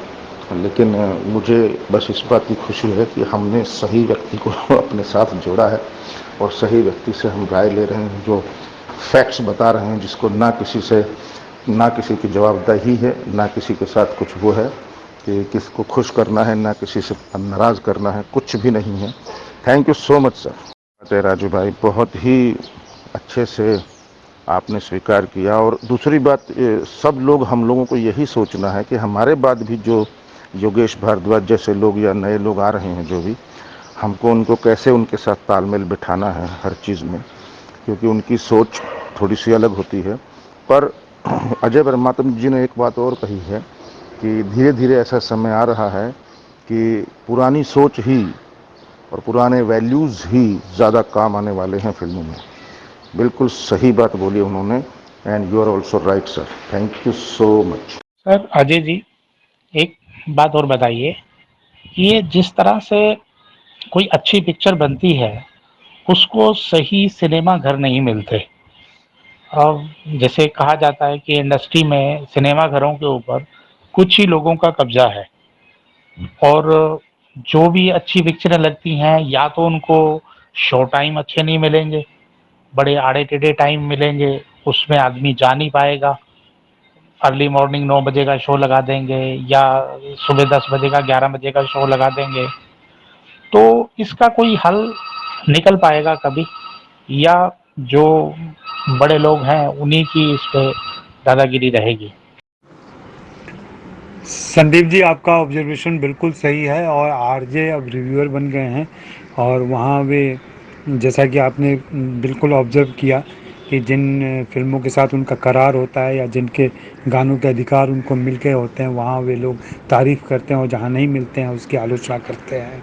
तो ये होता है, ये हो रहा है, जो कि गलत प्रवृत्ति है। और मैं अपनी बात बताऊं, अगर जागरण का उदाहरण देके मैं बताऊं, तो एक है पूरे मेरे, मैं उसे योगदान मानता हूं, और मैं मानता हूं कि ये बहुत मैंने अच्छी शुरुआत की थी और जिसका पालन बाद में भी होता रहा। अब तो बहुत बड़े स्तर पर होता है और बहुत सारे लोग करते हैं, और उसके अपने दुर्गुण भी अब सामने आए हैं और उसका प्रभाव भी सामने दिख रहा है, उसके दुष्प्रभाव भी सामने आ गए हैं। लेकिन जब मैंने शुरुआत की थी तब संयोग से मेरे एडिटर और निर्देशक ने पूछा था कि आप अतिरिक्त क्या कर सकते हैं। पत्रकारिता तो है, ठीक है, फिल्मों के इंटरव्यू आप करेंगे, रिव्यू लिखेंगे, इसके अलावा आप क्या कर सकते हैं। तब मैंने उनसे कहा था, देखिए फिल्मों में मेरी एक अपनी पहुंच है, अपने लोगों से दोस्ती है, उनका मेरे ऊपर प्रभाव है, वे लोग मुझे मानते हैं। तो मैं ये कोशिश कर सकता हूं कि फिल्मों के रिलीज़ के समय फिल्म स्टार को, उसके निर्देशक को आपके फुटप्रिंट में ले आऊं, बुलाऊं, उनको निमंत्रित करूं, उनके लिए हम लोग स्पेशल शो ऑर्गेनाइज करें और उनके साथ हम एक मीडिया टाई अप करें, और उस मीडिया टाई अप के तहत हम लोग उनके इंटरव्यू छापें और उनके बारे में छापें, उनके प्रचारात्मक सामग्री भी दें। उसके पीछे मेरा आशय सिर्फ ये था कि फिल्म आने के पहले हम लोग ज़्यादातर जो करते रहे हैं उसमें निर्देशक का इंटरव्यू जाता है, मुख्य कलाकारों का इंटरव्यू जाता है, और कभी कभी एक आध तकनीशियन का इंटरव्यू जाता है, और उसमें सिर्फ मोटी मोटी बातें होती हैं, क्योंकि हमारे यहाँ फिल्मों के बारे में लिखने और बताने का तरीका यह हो गया है कि तब तक आपने फिल्म देखी नहीं होती है, और फिल्म के बारे में निर्देशक बगैर फिल्म की कहानी बताए, बगैर फिल्म का जिस्ट बताए, सब कुछ बता रहा होता है।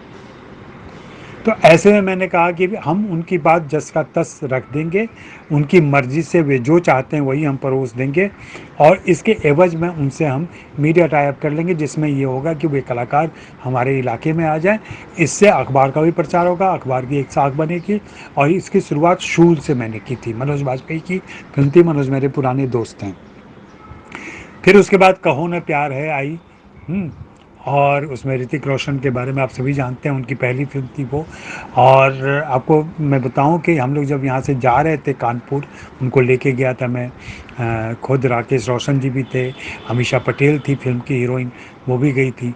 इन सभी के साथ जब हम पहुँचे कानपुर, तो रास्ते में लोगों ने राकेश रोशन को तो पहचाना, उनकी तस्वीरें छपी हुई थी।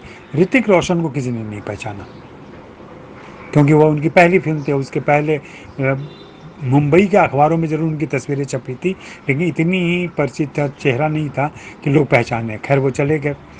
लेकिन कानपुर के 2 दिनों के प्रवास में, उन 2 दिनों में दैनिक जागरण ने इस कदर छापा उनके बारे में कि जब हम लोग लौट रहे थे कानपुर से लखनऊ हाईवे पर, और फिर लखनऊ एयरपोर्ट पे, उनका एयरपोर्ट में घुसना मुश्किल हो गया, जहाज़ तक जाना मुश्किल हो गया, क्योंकि तब इतनी सिक्योरिटी भी नहीं थी।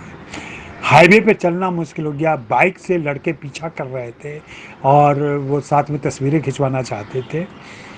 और मैंने सचमुच रातों रात स्टार बनते देखा किसी को, ऋतिक रोशन को।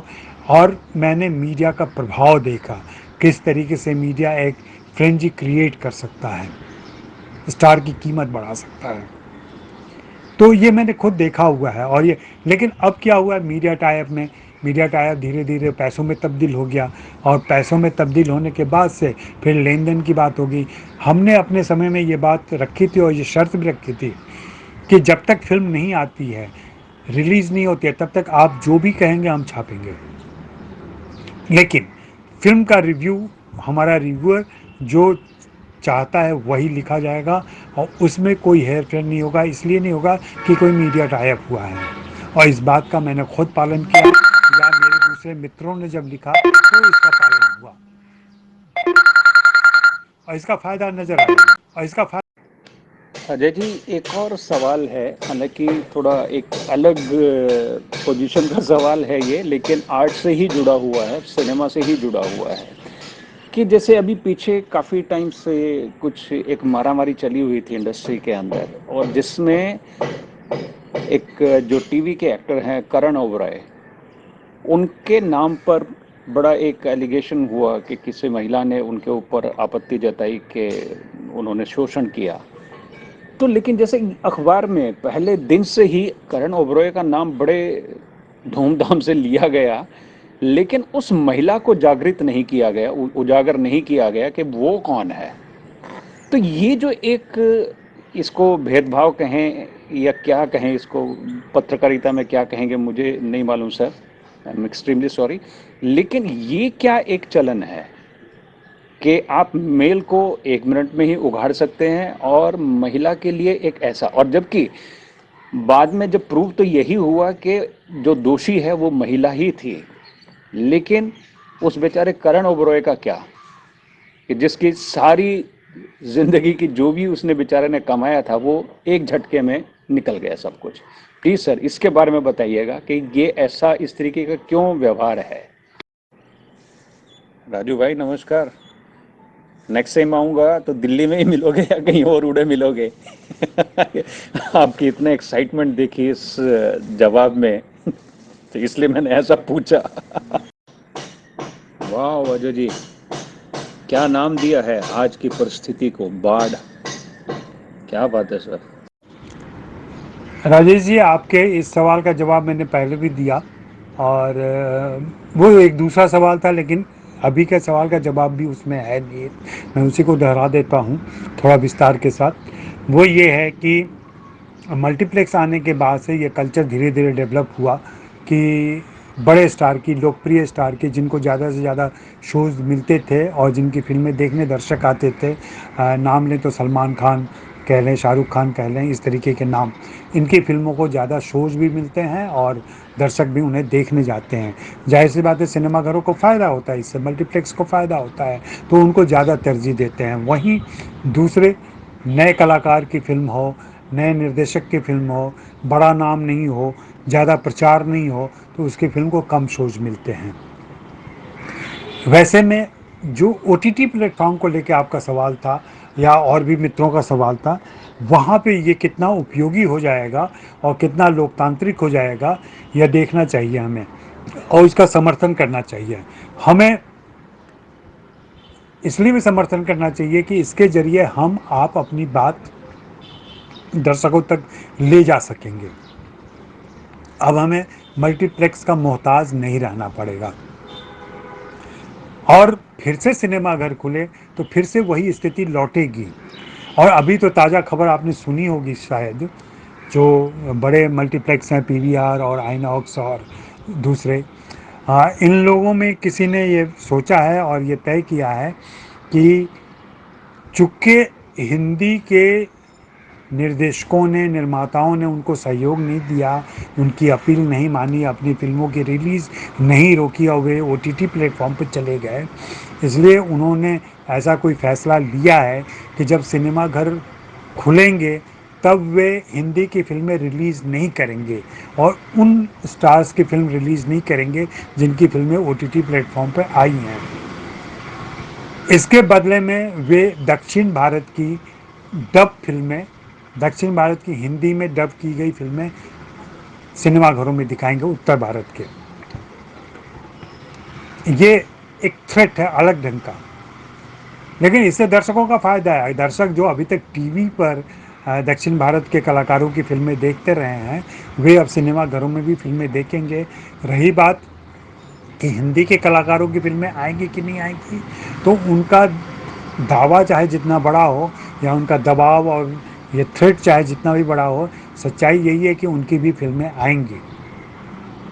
ये कुछ दिनों तक ये नौटंकी चलेगी और इस नौटंकी के बाद ये सारी चीज़ें ख़त्म हो जाएंगी और फिर वो पुराना रवैया आ जाएगा। तो फिर से मैं आपके सवाल को दोहराता हूँ कि जो युवा फिल्मकार हैं, नए फिल्मकार हैं, इंडी फिल्म मेकर जिनको कहा जाता है, उनकी फिल्में कहाँ रिलीज़ हों, तो उनकी फिल्में ओटीटी प्लेटफॉर्म पर रिलीज़ हो सकती हैं और वहाँ अगर पॉपुलर होती हैं तो थिएटर वाले भी उनको जगह देंगे, फिर से दिखाएंगे। सर, यहाँ पर आकर मैं थोड़ा सा आपसे डिफ़र कर रहा हूँ, क्योंकि मैं नहीं मानता ये बात कि रोक नहीं लगनी चाहिए। क्यों नहीं लगनी चाहिए सर? कल को कोई रेप होता है, किसी को रेप करके जला दिया जाता है, तो ये सारा उकसाता कौन है? ये ऐसे ही वेब सीरीज़, ऐसे ही फिल्में, वायलेंस, खून और रेप और नंगापन और अश्लीलता, यही तो उकसाते हैं सर। तो अगर हमारी जिम्मेवारी नहीं है क्या? क्यों नहीं होनी चाहिए सर? हमको रोकना चाहिए, सरकार को रोकना चाहिए, एक वो लगाना चाहिए कि किस तरीके से दिखा सकते हैं। कितना अभी देखिए, पाताल लोक भी तो एक था ना, गालियाँ वालियाँ थी उसमें, लेकिन कितने बढ़िया तरीके से करेक्टर के हिसाब से चल रहा था। कई जगह थोपी हुई लगती हैं सर, थोपे हुए रिलेशन लगते हैं, बाप बेटी के, या पता नहीं चाचा के भतीजी के, और इसके उसके इतने सारे गंदे गंदे रिलेशन। मिर्ज़ापुर हो, चाहे वो बताओ ससुर जी के साथ सो रही है, और ये सारी जो चीज़ें हैं ये दिखाएंगे हम, तो हम क्या देने जा रहे हैं? एकता कपूर के जो कितनी वेब सीरीज़ आ रही है, वो क्या समझाना चाहती हैं सर? सर, मुझे लगता है कि मैं इस बात से डिफ़र करता हूँ। मुझे लगता है, और मैं इस बात में बहुत स्ट्रॉन्ग हूँ, और मैंने बाकायदा मैंने भी एकता कपूर के 3 वेब सीरीज़ मना किए हैं, और मैं इस बात को बिल्कुल गर्व के साथ कह सकता हूँ, मुझे कोई शर्म नहीं है। ले लो किसी को भी, बहुत दुनिया पड़ी है सर, लेकिन पैसा कमाना है, लेकिन किस बेस पर, किस उस पर? ये अगर यही हम लोगों को करना था तो हम तो बिजनेस करते ना, बिजनेस करते जहाँ से खूब पैसा आए, या नौकरी कर लेते बिल्कुल सेफ, बिल्कुल पेंशन समेत। हम अगर इस फील्ड में आए हैं तो अपना हम पता नहीं सर, मैं नहीं इसको वो करता। ये मुझे लगता है कि धीरे धीरे, आपने एक बात बहुत पॉजिटिव अच्छी बात कही है इसमें, कि गंदगी अपने आप सिमट जाएगी और बाढ़ की तरह है, और अपने आप धरती उर्वर हो जाएगी, गंद मंद जो है वो सारा साइड में इकट्ठा हो जाएगा। वो बात अच्छी लगी, लेकिन इस बात से मैं सहमत नहीं हूँ सर कि हमको नहीं रोकना चाहिए। हम रोक नहीं सकते, किसी को दबाव नहीं डाल सकते, ठीक है, लेकिन हम कोशिश तो कर सकते हैं कम से कम अपने आसपास, या हम खुद ऐसा चीज़ें बनाने की जिसमें ऐसी चीज़ें ना हो। बस I don't know if I am wrong.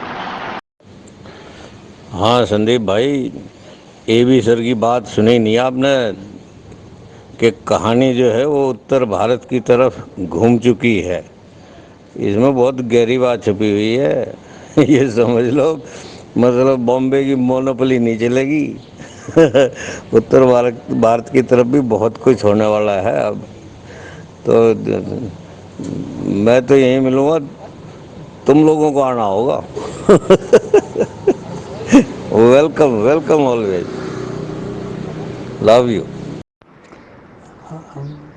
Sandeep ji, जो करण ओबेरॉय के हवाले से आपने एक बात रखी, उस बात के बारे में सिर्फ इतना कहूँगा कि जब भी इस तरीके का कोई मामला होता है, बलात्कार का मामला होता है, मी टू का मामला होता है, उसमें प्रायः लड़कियों का नाम नहीं दिया जाता है, इसलिए कि हम जानते हैं कि समाज में उन पर फिर किस तरीके की दिक्कतें आएंगी, उनको किस तरीके से, ये दिक्कत पुरुषों में भी आती है, लेकिन पुरुषों में ये कानून भी शायद कहता है कि विक्टिम का नाम कभी नहीं लेना चाहिए।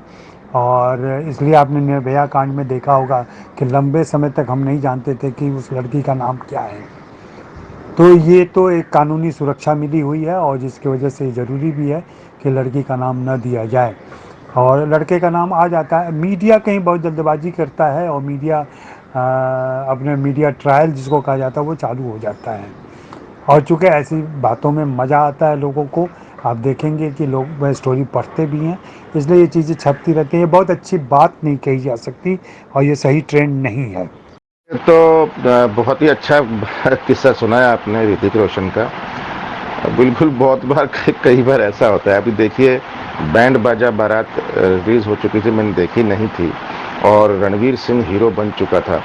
और मैं बताऊं, एक अवार्ड फंक्शन में मैं था, आगे बैठा था, मेरे पीछे रणवीर सिंह था। तो मैं बाथरूम जाने के लिए निकला, और वो रणवीर सिंह पीछे पीछे आ गया, और मैं जब बाथरूम से निकला तो वो बोला था, नमस्कार भाई साहब, और मेरे से हाथ मिला। मैं कहा, नमस्कार भाई। बोले, मैं रणवीर। मैंने कहा, अच्छा, वेरी गुड। कौन रणवीर? बोले, मेरी फिल्म आई थी अभी बैंड बाजा बारात में, बेस्ट एक्टर के लिए नॉमिनेट हुई यहाँ। मैंने कहा, ओ माय गॉड, तुम वो हो रणवीर? क्या बात है यार, बहुत अच्छा काम किया। क्योंकि मैं उसके बारे में इतना सुन चुका था और प्रोमोज भी देख चुका था, फिल्म नहीं देखी थी, पर ही वॉज वेरी गुड। तो उसने बोला कि मैं रणवीर। तो मैं बोला, तो तुम मुझे कैसे जानते हो? बोला, सर क्या बात कर रहे हो आप, मकरंद देश पांडे के नाटक में हम चाय पिलाते थे। तो वो चाय पिलाता था मकरंद देश पांडे के नाटक में, उसने वहाँ पे काफ़ी टाइम बिताया था। तो मैं बड़ा हैरान हुआ था, एंड वाकई। और आज रणवीर कपूर शायद पता नहीं पहचानेगा कि नहीं पहचानेगा। बहुत अच्छा है ये कि जाते हुए कोई नहीं पहचाना ऋतिक रोशन को, और आते हुए दुनिया पागल हो गई। क्या बात है। राजू भाई साहब, मैंने तो अपना तार बिछा दिया है, आप लग, मैं तो आ गया, आप दो रहे, चर्चा शुरू हो ली है अपनी। यशपाल, आपकी बात अपनी जगह सही हो सकती है, लेकिन मैं किसी प्रकार के अंकुश या किसी प्रकार की सेंसरशिप के हमेशा खिलाफ रहा हूं मैं, और मैं नहीं चाहता कि इस तरह का अंकुश सरकारी प्रावधान से किया जाए। ये सेल्फ सेंसरशिप, जैसा कि आपने खुद कहा, कि व्यक्तिगत जिम्मेदारी होती है कि एक कलाकार खुद ये फैसला ले कि उसे क्या करना है और क्या नहीं करना है। यह फैसला हमारे ऊपर, और ये फैसला कलाकार के ऊपर है, निर्देशक के ऊपर है, लेखक के ऊपर है, निर्माता के ऊपर है, और चैनल के ऊपर है। इनको करना पड़ेगा, और ये फैसला लिया भी जा चुका है। अगर आप देखें तो ओटीटी प्लेटफॉर्म का एक संगठन बना हुआ है, उस संगठन में ऐसा फैसला लिया जा चुका है। उस संगठन में अभी सारे लोग नहीं हैं, कुछ ही ओटीटी प्लेटफॉर्म अभी उसके बाहर हैं, जो उसके के मोटा जो नियम बना है उसका पालन नहीं करते हैं। तो इसलिए उन पर इस तरीके का कोई दबाव भी नहीं है, लेकिन एक उभर रहा है कि किस तरीके से इन सारी चीज़ों को नियमित किया जा सकता है, संयमित किया जा सकता है, उस पर तो बात चल ही रही है।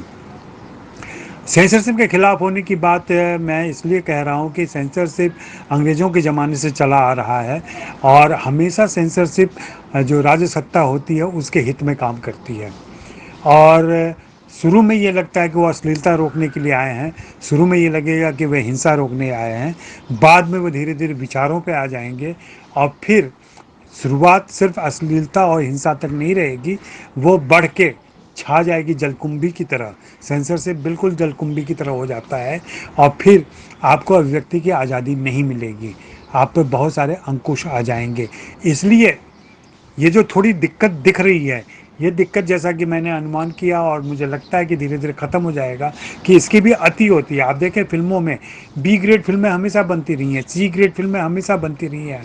सी ग्रेड फिल्में का बहुत बड़ा बाज़ार हरियाणा भी रहा है, सी ग्रेड फिल्म का बाज़ार बिहार रहा है, वहाँ के दर्शक वैसी फिल्में देखना पसंद करते रहे हैं। लेकिन हम किस सिनेमा की बात करते हैं, हम ए ग्रेड सिनेमा की ही बातें करते हैं, तो ये सारी चीज़ें छट जाएंगी, इनका कोई जिक्र नहीं होगा, इनका प्रभाव नहीं, प्रभाव तो पड़ता है, प्रभाव समाज से पड़ता है। और ये तो फिर मुर्गी पहले कि अंडा पहले, इस पर तो बहस चलती आ रही है। तो ये कहना मुश्किल है कि कौन कहाँ से प्रभावित हो रहा है। फिल्मों का सीधा असर या वेब सीरीज़ का सीधा असर समाज पर पड़ता है कि नहीं पड़ता है, यह कहना मुश्किल है, और इसे सत्यापित नहीं किया जा सका है। लेकिन समाज का असर तो पड़ता है सिनेमा पर, और समाज को देख करके, समाज से कहानियाँ लेकर के फिल्में बनती रही हैं, वेब सीरीज़ बन रही हैं, उनमें ये कहानियाँ आ रही हैं। आपने सही कहा कि जैसे पाताल लोक में एक संयमित चित्रण था, वैसे और भी जगहों पे हो सकता है, लेकिन पाताल लोक की भी हिंसा से लोगों को आपत्ति थी, पाताल लोक के संबंधों से भी लोगों को थोड़ी आपत्ति थी। तो आपत्ति करने वाले हमेशा बने रहेंगे। कुछ तो लोग कहेंगे, लोगों का काम है कहना वाली बात है। एक संयमन जरूर होना चाहिए, तो उसके लिए जो भी नियम बने, कानून बने, वो होना चाहिए। मुझे नहीं लगता कि अंकुश, एक नियम प्रावधान बना करके अंकुश लगाना ज़रूरी है। और वेब सीरीज़ तो अभी शुरुआत है, अभी देखिए ये क्या क्या रास्ते लेगा, और कौन कौन सी नई ज़मीन खोजेगा, कहाँ कहाँ पहुँचेगा, और किस तरीके से काम करेगा। और ज़माना, जैसा कि मैंने राजू मान जी से भी कहा, और अपने संदीपन जी से भी कह रहा हूँ, कि संदीप शर्मा जी से, कि भाई यही ज़माना आने वाला है। और फिल्मों के साथ साथ फिल्मों का भी तौर तरीका बदलेगा। फिल्में अगर OTT पे आएंगी तो फिल्मों का भी प्रेजेंटेशन बदल जाएगा, कहानी कहने का तरीका बदल जाएगा, जैसे सीरियल में बदल गया था कहानी कहने का तरीका। तो ये सारे टूल्स तो हमें सीखने ही पड़ेंगे। स्क्रिप्ट राइटिंग पर आप लोगों को लगातार वर्कशॉप करना चाहिए, स्क्रिप्ट राइटिंग पर नई चीज़ें सीखनी चाहिए, कैसे नई बात कही जा सके। और जिनके पास कहानी की पूंजी है, जिनके पास कथ्य की पूंजी है, उनको क्राफ्ट के बारे में बताया जाए, नए क्राफ्ट के बारे में बताया जाए, इन दोनों का तालमेल हो तो बहुत सारी चीज़ें निकल के आ सकती हैं। अजय जी, एक चीज़, अभी जैसे आप राजेश भाई की बात का जवाब दे रहे थे मल्टीप्लेक्स का, लेकिन जैसे राजू भाई साहब ने भी पूछा था कि बड़ी स्क्रीन का कैसे क्या होगा, कि अब देखिए कि जैसे अभी लॉकडाउन में जो अभी तक की जो सबसे बड़ी फिल्म थी गुलाबो शिताबो, वो इस पे OTT प्लेटफॉर्म पे आई। लेकिन देखिए सर, इसमें एक चीज़ तो है कि जो सिनेमा का जो असली मज़ा है, कि जो लार्जर देन लाइफ आप बड़ी स्क्रीन पे देखते हैं, या कहानी का या कैरेक्टर का जो पोर्ट्रेयल है, वो लार्जर देन लाइफ तो वो उसी में दिखाई देता है। अब जैसे गुलाबो शिताबो है, वो OTT प्लेटफॉर्म पे देख के, टीवी की स्क्रीन पे 30-40 इंच की स्क्रीन पे देख के, वो मैजिक तो नहीं क्रिएट होता है सर। तो उसकी क्या, तब भी हम अपनी जो बड़ी स्क्रीन का मज़ा है वो ख़त्म कर लेंगे, अपने पैरों पे कुल्हाड़ी मार लेंगे कि OTT आ गया, उसको हम तवज्जो देंगे। तो मेरे हिसाब से तो सर, सिनेमा की जो असली छाप है वो तो बड़ी ही स्क्रीन है। छोटी स्क्रीन पता नहीं कैसे क्या होगा। तो इसके बारे में भी थोड़ा बताएं सर, कि जो बड़ी स्क्रीन और जो छोटी स्क्रीन का जो मज़ा है, और उसमें सिनेमा कितना पुख्ता रहेगा। सर, हमारे पास, जैसा कि आपने पहले ही कहा था, कि एक चवन्नी छाप दर्शक जो वर्ग विशेष है, जो कि सिर्फ मनोरंजन के लिए, अपने दिन भर की थकान उतारने के लिए सिनेमा देखना चाहता है, ऐसा एक वर्ग है। जो अपनी परेशानियों से दूर जाना चाहता है, थोड़ी देर के लिए ही सही, हीरो के जूतों में खुद को देखकर अपना पुरुषार्थ पुचकारना चाहता है, कभी गोरी चिट्टी हीरोइन को बाहों में लेना चाहता है। ये वो वर्ग है, वो शायद दक्षिण भारतीय हिंदी डब फिल्मों को भी पसंद करता है, या हमारे पास की चवन्नी छाप फिल्में उन्होंने पसंद की, उन्होंने सिर माथे बिठाई। लेकिन इन फिल्मों को समीक्षक वर्ग पूरी तरह से धता बता देता है, बहुत बुरा बता देता है। तो क्या इस वर्ग विशेष की पसंद नापसंद को कोई महत्व नहीं है? नंबर 1। दूसरा ये कि श्याम बेनेगल और गोविंद निहलानी के समय में जो फ़िल्में बनी थी, वो फ़िल्मों को भी एक विशेष वर्ग मिला था, लेकिन वो जनरली अधिकतर वो शहरी वर्ग था और उन फ़िल्मों को सरकारी ग्रांट्स के भरोसे आधे से ज़्यादा फ़िल्में तो उसी के भरोसे, सरकारी पैसों के भरोसे बनी थी। तो वो जनमान्य थी या अपना पैसा उन्होंने पूरा किया था, ये कहना मतलब शायद आधा झूठ ही निकलेगा, पता नहीं। मतलब मैं इस बारे में कुछ ज़्यादा अच्छे से कह नहीं सकती, पर वो मेन स्ट्रीम सिनेमा की तरह सफल नहीं हुई, ये तो हम सभी मानेंगे, और खर्चा भी सरकार दे रही थी। लेकिन उनको समीक्षकों ने बड़ा पसंद किया। तो क्या समीक्षक वर्ग विशेष की पसंद को ही मान्यता देंगे? हमारी पारंपरिक सोच संदीप जी यही कहती है कि सिनेमा घर में जो फिल्मों का मज़ा है वह मज़ा OTT प्लेटफॉर्म पर नहीं आ सकता और नहीं आता है। लेकिन अगर आप याद करें थोड़ा सा मल्टीप्लेक्स दौर की बातें, जो मैं बार बार दोहरा रहा हूँ इस बात को, कि हम आप जैसे थोड़े प्रिविलेज लोग जो हैं, जो मल्टीप्लेक्स में जा सकते हैं, उन लोगों को सिनेमा देखने का मज़ा तो आता है, बहुत आता है। लेकिन देश का एक बहुत बड़ा समुदाय है जो मोबाइल पे ही सिनेमा देखता है, क्योंकि वो मल्टीप्लेक्स का टिकट ही नहीं खरीद सकता और वो मज़ा नहीं उठा सकता। ऐसे दर्शकों के बारे में भी ज़रा सोचिए कि उन तक सिनेमा कैसे पहुंचेगा। क्या हमने कोई तरीका ढूंढा है कि उनको भी यह मज़ा दिला सकें हम? हमारे पास कोई जवाब नहीं है इसका।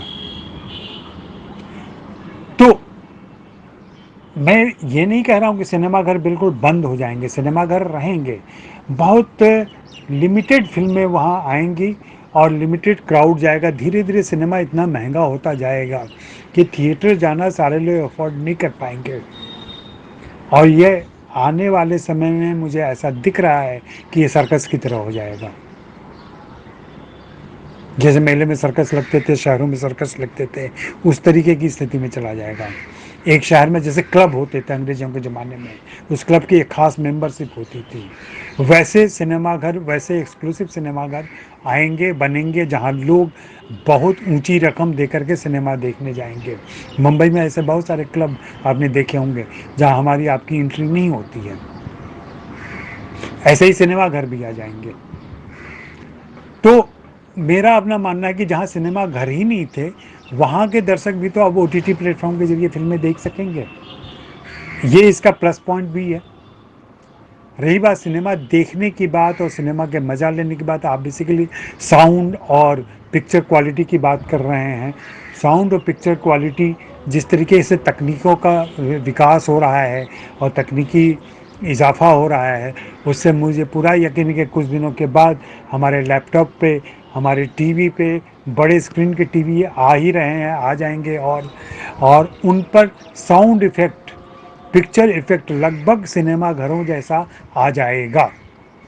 HD क्वालिटी आ ही चुकी है। आप बहुत सारे घरों में आप टीवी देखेंगे, आपको लगता ही नहीं है कि आप कोई पर्दे पर, छोटे पर्दे पर कोई चीज़ देख रहे हैं। और उससे भी आगे बढ़ के जो लोग अफोर्ड कर सकते हैं थोड़ा सा, उनके घरों में मेरा यकीन मानिए आप, प्रोजेक्टर आ जाएंगे, उनके घरों में स्क्रीन आ जाएंगे, फोल्डिंग स्क्रीन आ जाएंगे। फोल्डिंग स्क्रीन गिराया, प्रोजेक्टर पे फिल्म लगाई और मोबाइल से उसको कनेक्ट कर दिया और फिल्म देख ली। जब से ये डिजिटाइज फॉर्म में टेलीकास्ट चालू हुआ है सिनेमाघरों में, आप जानते हैं कि प्रिंट नहीं जाता। बॉम्बे से, दिल्ली से ये चीज़ें चली जाती सीधे सिनेमा घर में।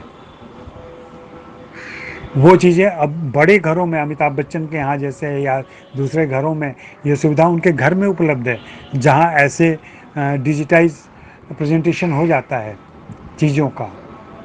तो वो भी धीरे धीरे वो ये सस्ता होता जाएगा डिजिटल फॉर्म में, और फिर वो सारे लोग भी कस्बों और देहातों में भी अफोर्ड कर पाएंगे। तो मुझे लगता है कि ये एक अच्छी स्थिति होगी, क्योंकि मल्टीप्लेक्स चलाने का अपना एक खर्च होता है, वो पैसा उन्हें चाहिए, वो दर्शकों से ही पैसा वसूलेंगे। लेकिन OTT प्लेटफॉर्म चलाने का कोई खर्च नहीं होता है। आपका लैपटॉप जिस पर आप बाकी सारे काम कर रहे हैं, आपकी टीवी जहां आप बाकी सारे प्रोग्राम देख रहे हैं, न्यूज़ देख रहे हैं, वहीं 3 घंटे 2 घंटे का समय निकाल करके आप OTT के पर आने वाली फिल्में देख लेते हैं। तो हमें इस तरीके से भी थोड़ा सोचना होगा कि ऐसा क्या होगा और कैसे इसका उपाय निकल सकता है। चलिए, बहुत अच्छी बात है sir, let us hope for the best. और आपकी एक बात बिल्कुल सही है, अंकुश जो है, सेंसरशिप जो है, वो कहीं न कहीं कुछ लोग या कुछ दल या कुछ सत्ता या कुछ भी अपने फ़ायदे के लिए इस्तेमाल कर लेते हैं, जो कि वाक़ई में एक बहुत बड़ी त्रासदी है। मैं जानता हूँ और इसको हम लोग देख भी रहे हैं और ये बहुत ही गलत है। पर अंकुश अपने आप पे ही लगाना ज़रूरी है शायद, कोई भी फ़िल्म मेकर। मेरा ये मानना है सर, अमिताभ बच्चन, शाहरुख खान, सलमान खान, आमिर खान और बड़े-बड़े डायरेक्टर, प्रोड्यूसर, अगर 10-12 लोग, 10-12 क्या सर, 4 लोग ही अगर मिल कर के ये डिसाइड कर लें कि हम ये नहीं होने देंगे, सिर्फ इसको रोको, क्योंकि उससे क्रिएटिविटी नहीं रुकती है। और क्रिएटिविटी सिर्फ यही नहीं है कि नंगापन दिखाएं या वो वायलेंस दिखाएं।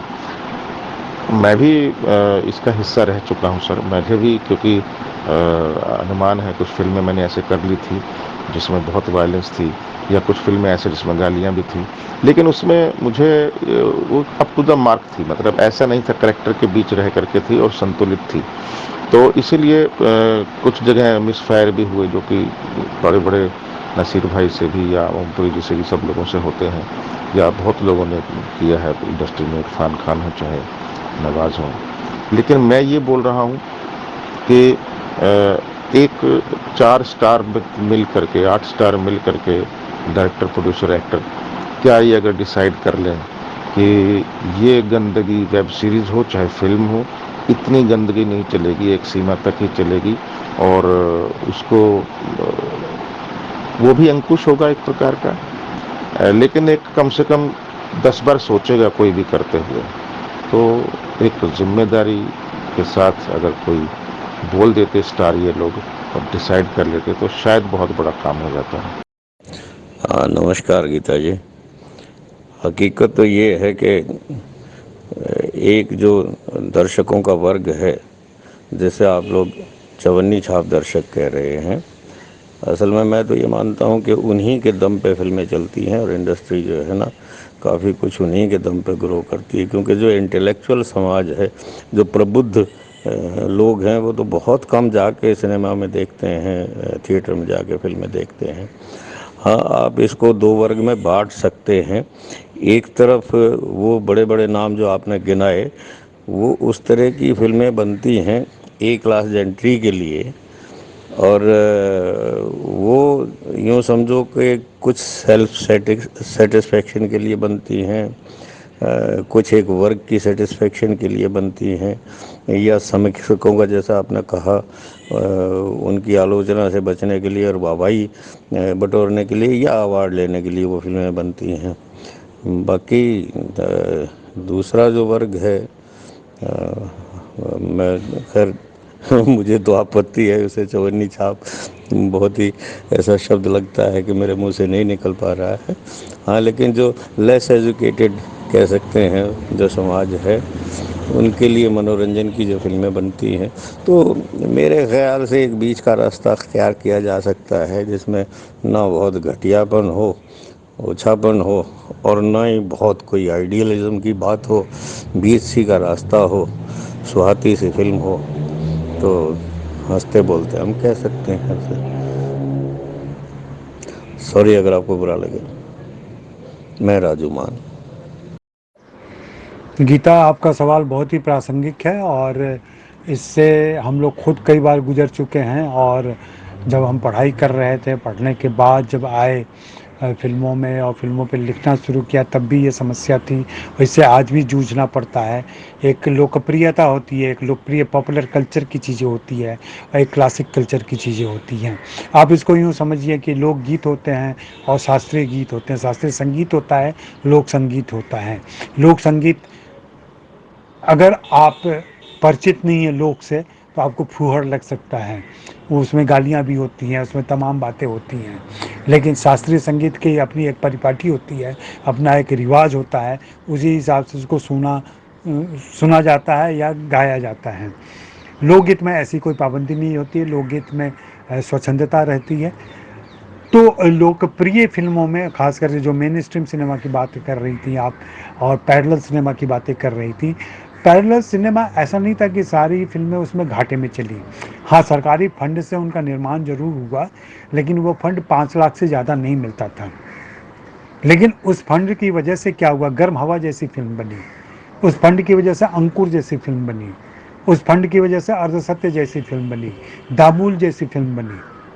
और इन फिल्मों का योगदान हिंदी सिनेमा के विकास में, हिंदी सिनेमा के कलात्मक विकास में हम देख सकते हैं।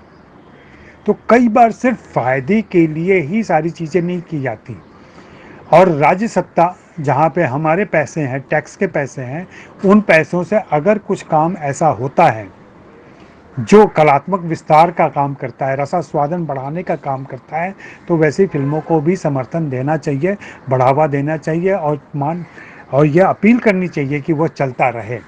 यही बात मैं हरियाणा के सिनेमा के संदर्भ में भी कह रहा हूँ कि हरियाणा में जैसे कि NFDC था, वैसे HFDC भी आए।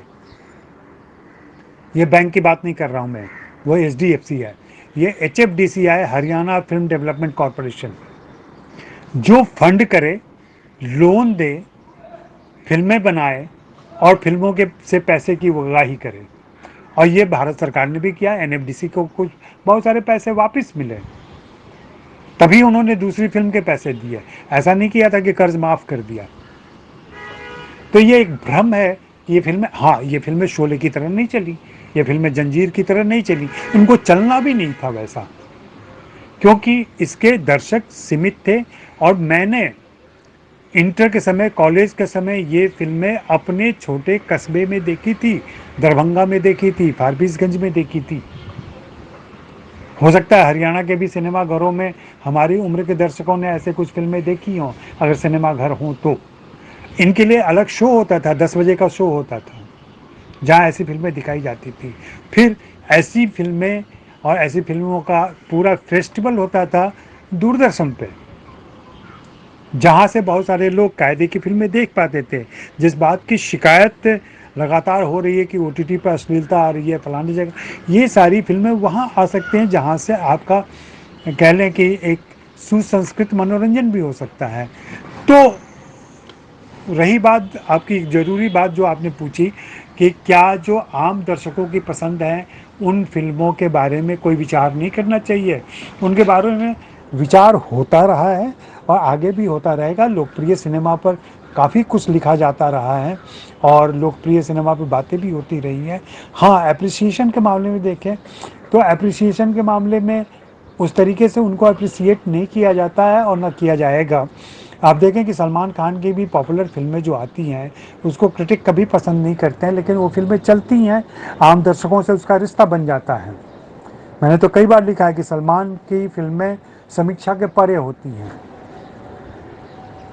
वो इतने पॉपुलर जॉनर में होते हैं कि दर्शकों से सीधा रिश्ता बन जाता है उसका। तो आप लिखें ना लिखें, अच्छे फेवर में लिखें, नेगेटिव लिखें, जो भी लिखें, आलोचना करें, निंदा करें, उससे कोई फर्क नहीं पड़ता है। तो पॉपुलर सिनेमा की एक अलग मांग है, अलग बाजार है, अलग दर्शक है, वो देखें। हाँ, हमें अपने तय ये कोशिश करनी चाहिए और समीक्षक, निर्माता, निर्देशक, संस्थान, विश्वविद्यालय, विद्यालय, वहाँ इस तरह की कोशिश होनी चाहिए। अब तो हो भी रही है, विश्वविद्यालयों तक में पहुँच चुका है, महाविद्यालयों में सिनेमा की पढ़ाई पहुँच चुकी है। अब और नीचे हाई स्कूल और मिडिल स्कूल तक भी पहुँचे, सिनेमा की बेसिक शिक्षा दी जाए तो सिनेमा का संस्कार बदले, रसास्वादन का प्रकार बदले, तब जाकर के हम ज़्यादा बेहतर से बेहतर सिनेमा की उम्मीद कर सकते हैं।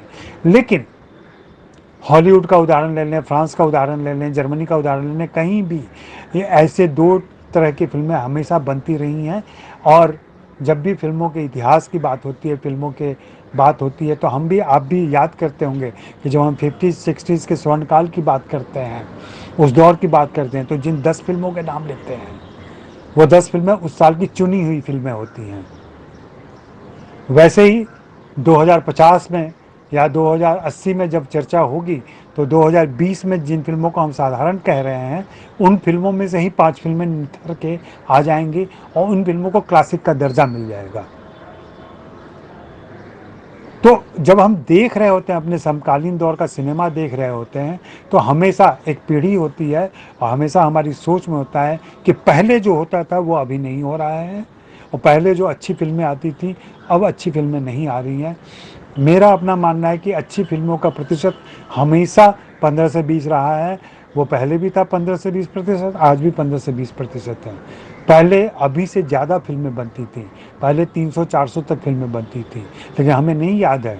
आप हर साल को याद करें, कोशिश करें, अगर आप सिनेमा अध्ययन से जुड़ी हुई हैं या सिनेमा में किसी प्रकार का प्रेम है, किसी भी साल को याद कर लें और उनके फिल्मों के साल रिलीज़ को याद करें, तो आपको 10-12 से ज़्यादा फिल्में नहीं याद आएंगी किसी भी साल में।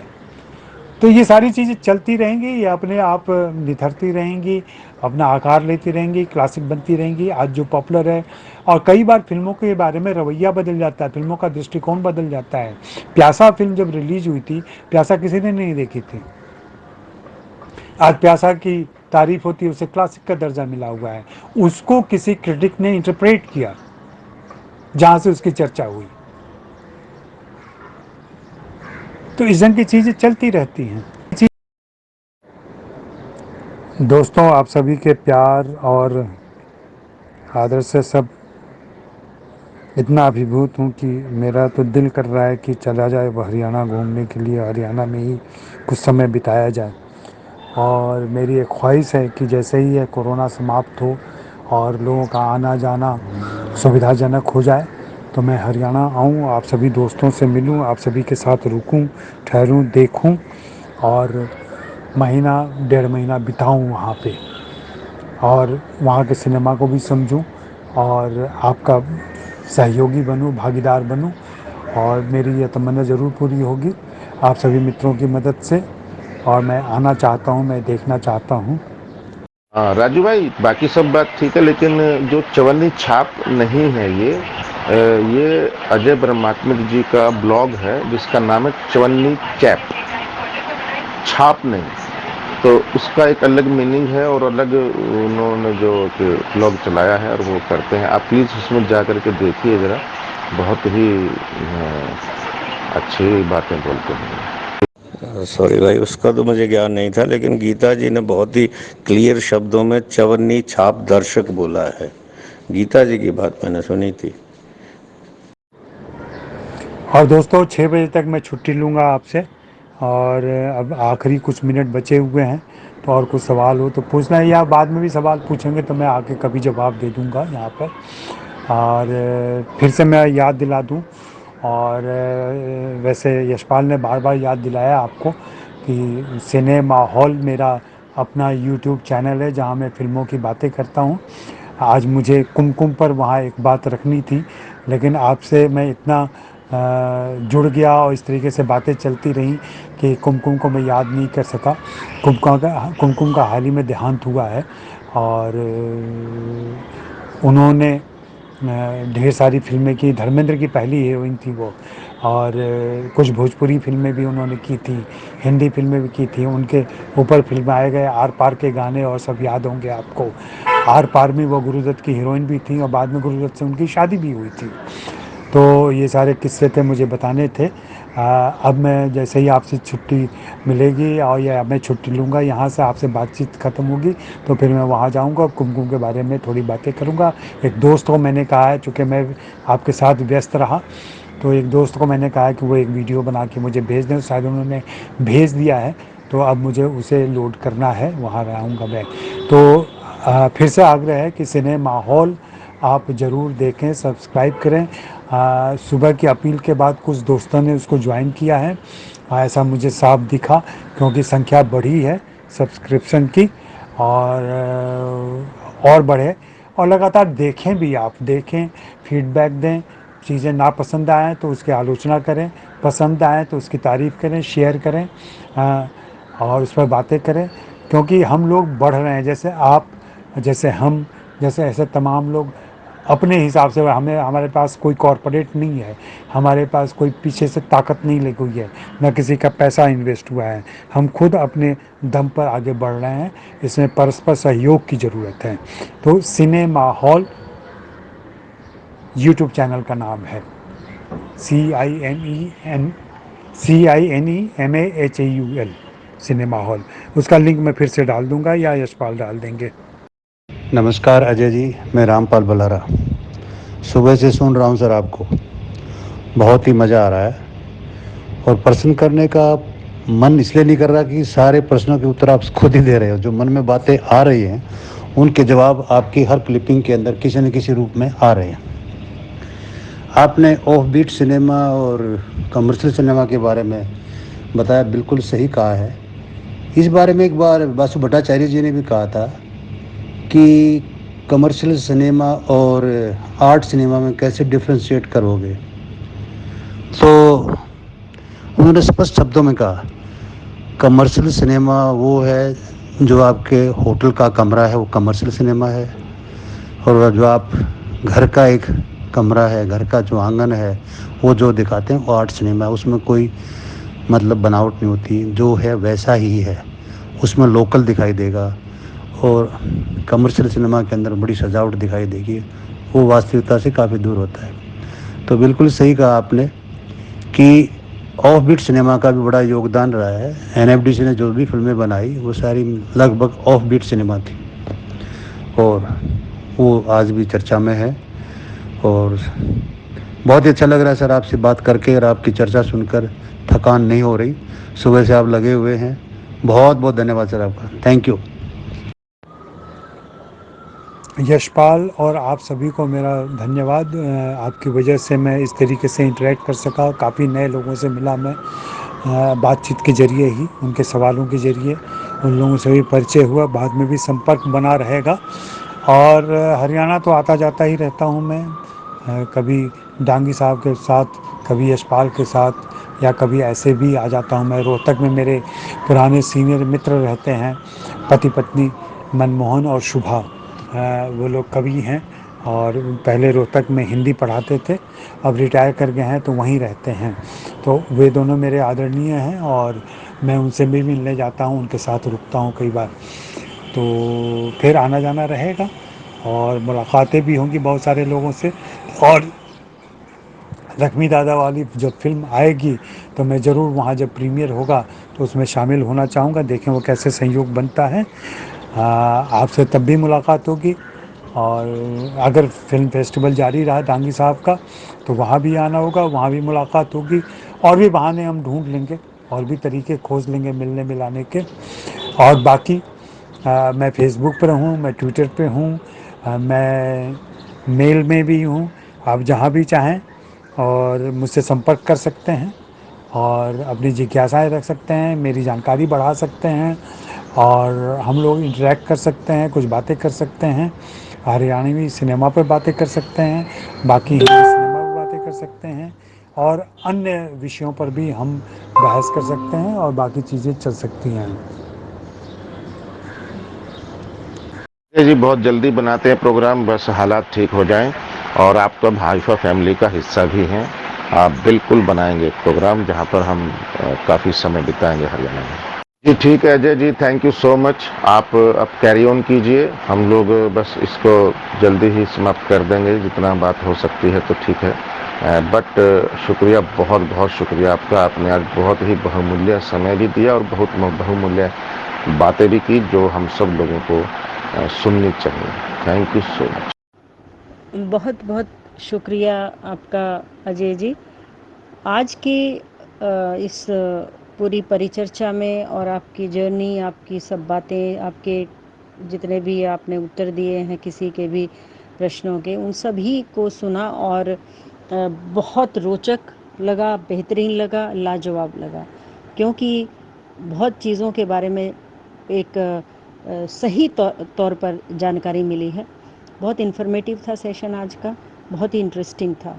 और thank you so much for everything. मुझे मतलब आपको सुनते हुए बहुत ही अच्छी फीलिंग आ रही थी, इसीलिए मैं बहुत ज़रूरी काम छोड़कर भी जुड़ी रही और पूछना कम मुनासिब नहीं समझा।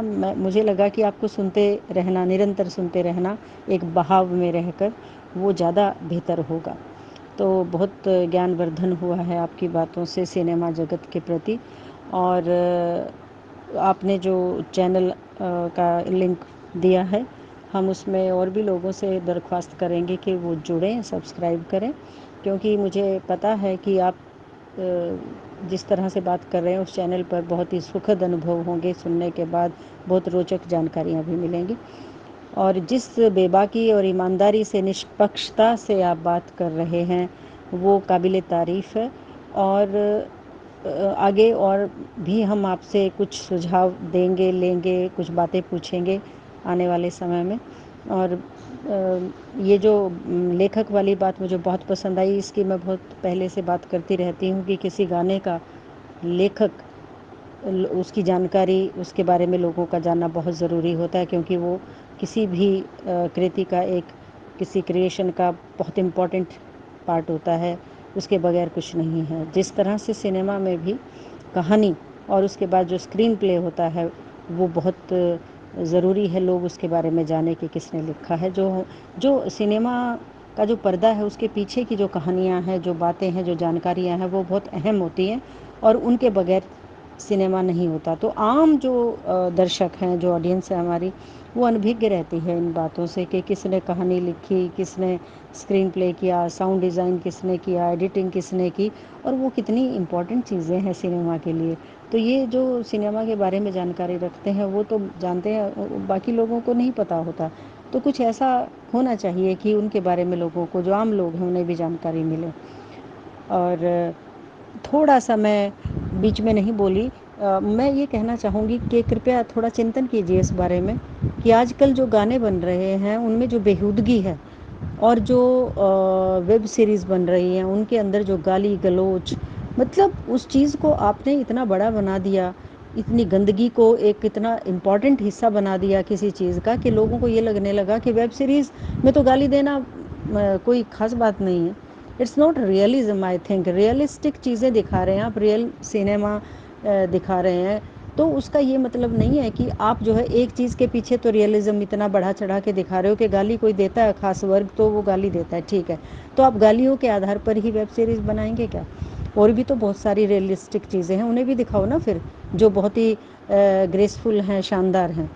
तो कुछ ऐसा नहीं हो सकता क्या आने वाले समय में कोई ऑर्गेनाइजेशन बने, वर्ग जो खास लोग जो इस बारे में जानते हैं, कि वो सेंसर बोर्ड जैसे है फिल्मों के लिए, तो क्या इनके लिए कोई सेंसर बोर्ड नहीं होना चाहिए? और ऐसे ही जो गाने बन रहे हैं, मैं जैसे हरियाणवी गीत भी सुनती हूँ, इतने बेहुदा होते हैं कई तो कि मन करता है कि जाके मैं पीटा हूँ उन लोगों को जिन्होंने ये गाने लिखे हैं। मतलब इतना घटिया काम, और फिर उसको चैनल पे देखने वाले भी देख रहे हैं। तो मुझे लगता है जो देखने वालों की जो संख्या बढ़ रही है, उन्हें अगर बहुतायत मात्रा में अच्छी चीज़ें मिलेंगी तो शायद वो इस चीज़ को पहचान पाएंगे कि ये ख़राब है, ये अच्छा है, और वो लोग बनाएंगे तभी होगा। तो ये वॉइस वर्सा है कि देखने वालों की तादाद बढ़ रही है इसलिए लोग गंदगी परोस रहे हैं, या बहुत अच्छी चीज़ें ज़्यादा मात्रा में नहीं बन रही इसलिए लोग जो है ना वो उसी को असली और अच्छी चीज़ समझ रहे हैं। तो कुछ ऐसा होना चाहिए कि इन गानों पर भी मतलब कुछ कार्रवाई होनी चाहिए। अगर कुछ गलत हो रहा है समाज में, जो समाज के प्रति संवेदनशीलता नहीं दिखाता, उस चीज़ को बंद किस तरह किया जा सकता है, उन लोगों को किस तरह निरुत्साहित किया जा सकता है, उसके बारे में हम जैसे लोग, आप जैसे लोग कुछ सोचें, विचार करें, और चाहे हम गवर्नमेंट से करवाएं, चाहे कोई प्राइवेट ऑर्गेनाइजेशन स्थापित की जाए जिसमें ये कुछ नियम बने और लोग गंदगी ना परोसें। Thank you so much for everything. Thank you sir. Thank you so much Ajay ji, great, कमाल, मज़ा रहा सर आज पूरा दिन, बहुत कुछ सीखा, सुना आपसे। Great sir, love you sir, stay healthy sir, bye bye.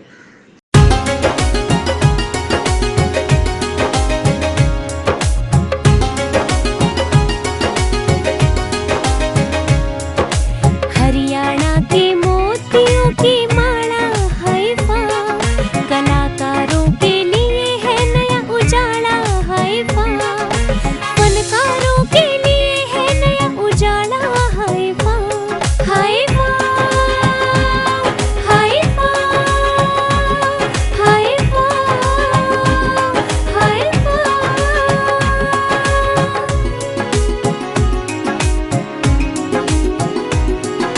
Leader हो, दमदार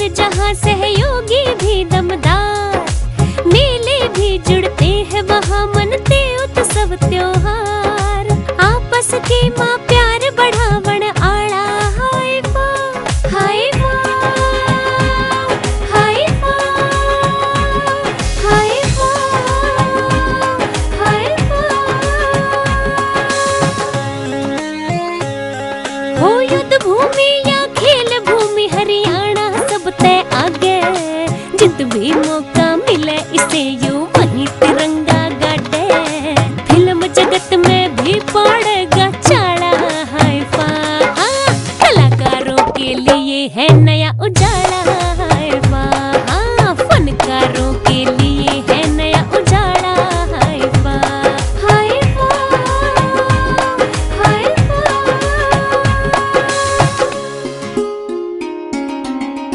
जात पात का भेद नहीं, कोई बड़ा ना कोई छोटा,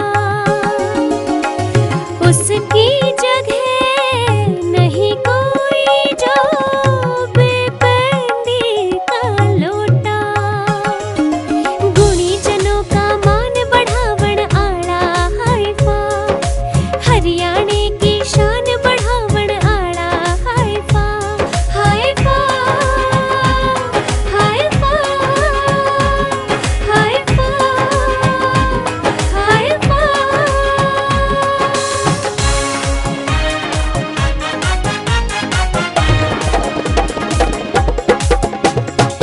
अच्छी फिल्म बनावांगे तो दुनिया देखेगी, बॉलीवुड की सभी हस्तियां माथा टेकेंगी, कह ओपी खोले हिट फिल्मों का ताड़ा हाय वाह, कलाकारों के लिए है नया उजाला हाय वाह, हरियाणा के मोतियों की माला हाय वाह, फनकारों के लिए है नया उजाला हाय वाह, हाय वाह,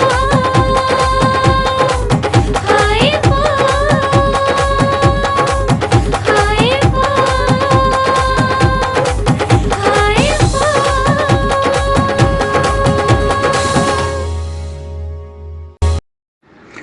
यशपाल का सवाल है कि क्या मुझ पर भी कभी कोई ऐसा दबाव आया जहाँ पे कहा गया हो कि रिव्यू बदल दें या रिव्यू में तारीफ़ करते हैं या रिव्यू में इस तरह की बातें कर दें।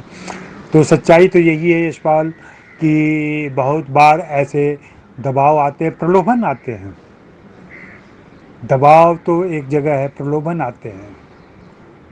और आप हमारी आर्थिक स्थिति भी जानते हैं, आप मेरे बारे में जानते हैं, और मेरी जो यहाँ पे पहुँच या मेरी जो साख रही है उसके बारे में भी जानते हैं। तो मैं चाहता तो बहुत आसान से आंख बंद करके गलत तरीके से बहुत सारे रकम कमा सकता था, लेकिन मैंने उसकी परवाह नहीं की, और इसकी वजह से ये फ़ायदा हुआ कि मैं सभी से आंखें मिलाकर बात कर सकता हूँ, और उनसे भी अधिक अपने घर में अपनी पत्नी से, अपने बच्चों से भी आंखें मिला के बात कर सकता हूँ, क्योंकि उन्हें मालूम है कि मैंने कभी ज़िंदगी में इस तरीके के भ्रष्टाचार नहीं किए। तो मेरे ऊपर दबाव ज़रूर आए, प्रलोभन भी आए, लेकिन मैंने कभी इसके प्रभाव में नहीं आया। और हाँ, मैं इसमें दैनिक जागरण और दैनिक भास्कर के संपादकों और मालिकों को धन्यवाद दूंगा कि उनकी तरफ से भी ऐसा दबाव नहीं आया कि आप कुछ हेर फेर कर दें कि इस कलाकार की फिल्म आई है और इस कलाकार के बारे में कुछ अच्छा लिख दें। एक दो बार ऐसा हुआ कि जिन फिल्मों में हमारे ग्रुप का पैसा लगा हुआ था, उन फिल्मों का भी हमने रिव्यू कर दिया और उसमें आलोचना की।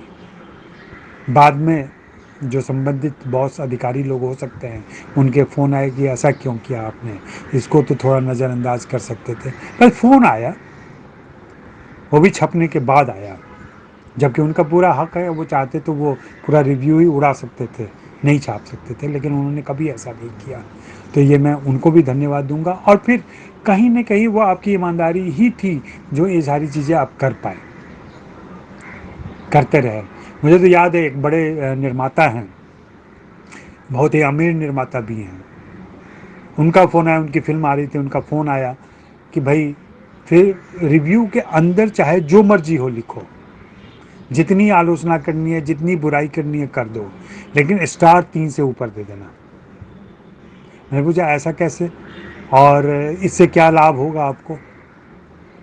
तो उन्होंने एक बहुत मार्के की बात बताई, जो कि मेरे लिए बहुत ही गौरतलब थी, और मैंने बाद में उसका ख्याल भी रखा और उसके बारे में सोचता रहा मैं। उन्होंने कहा कि आपका लिखा शायद ही कोई पढ़ता है,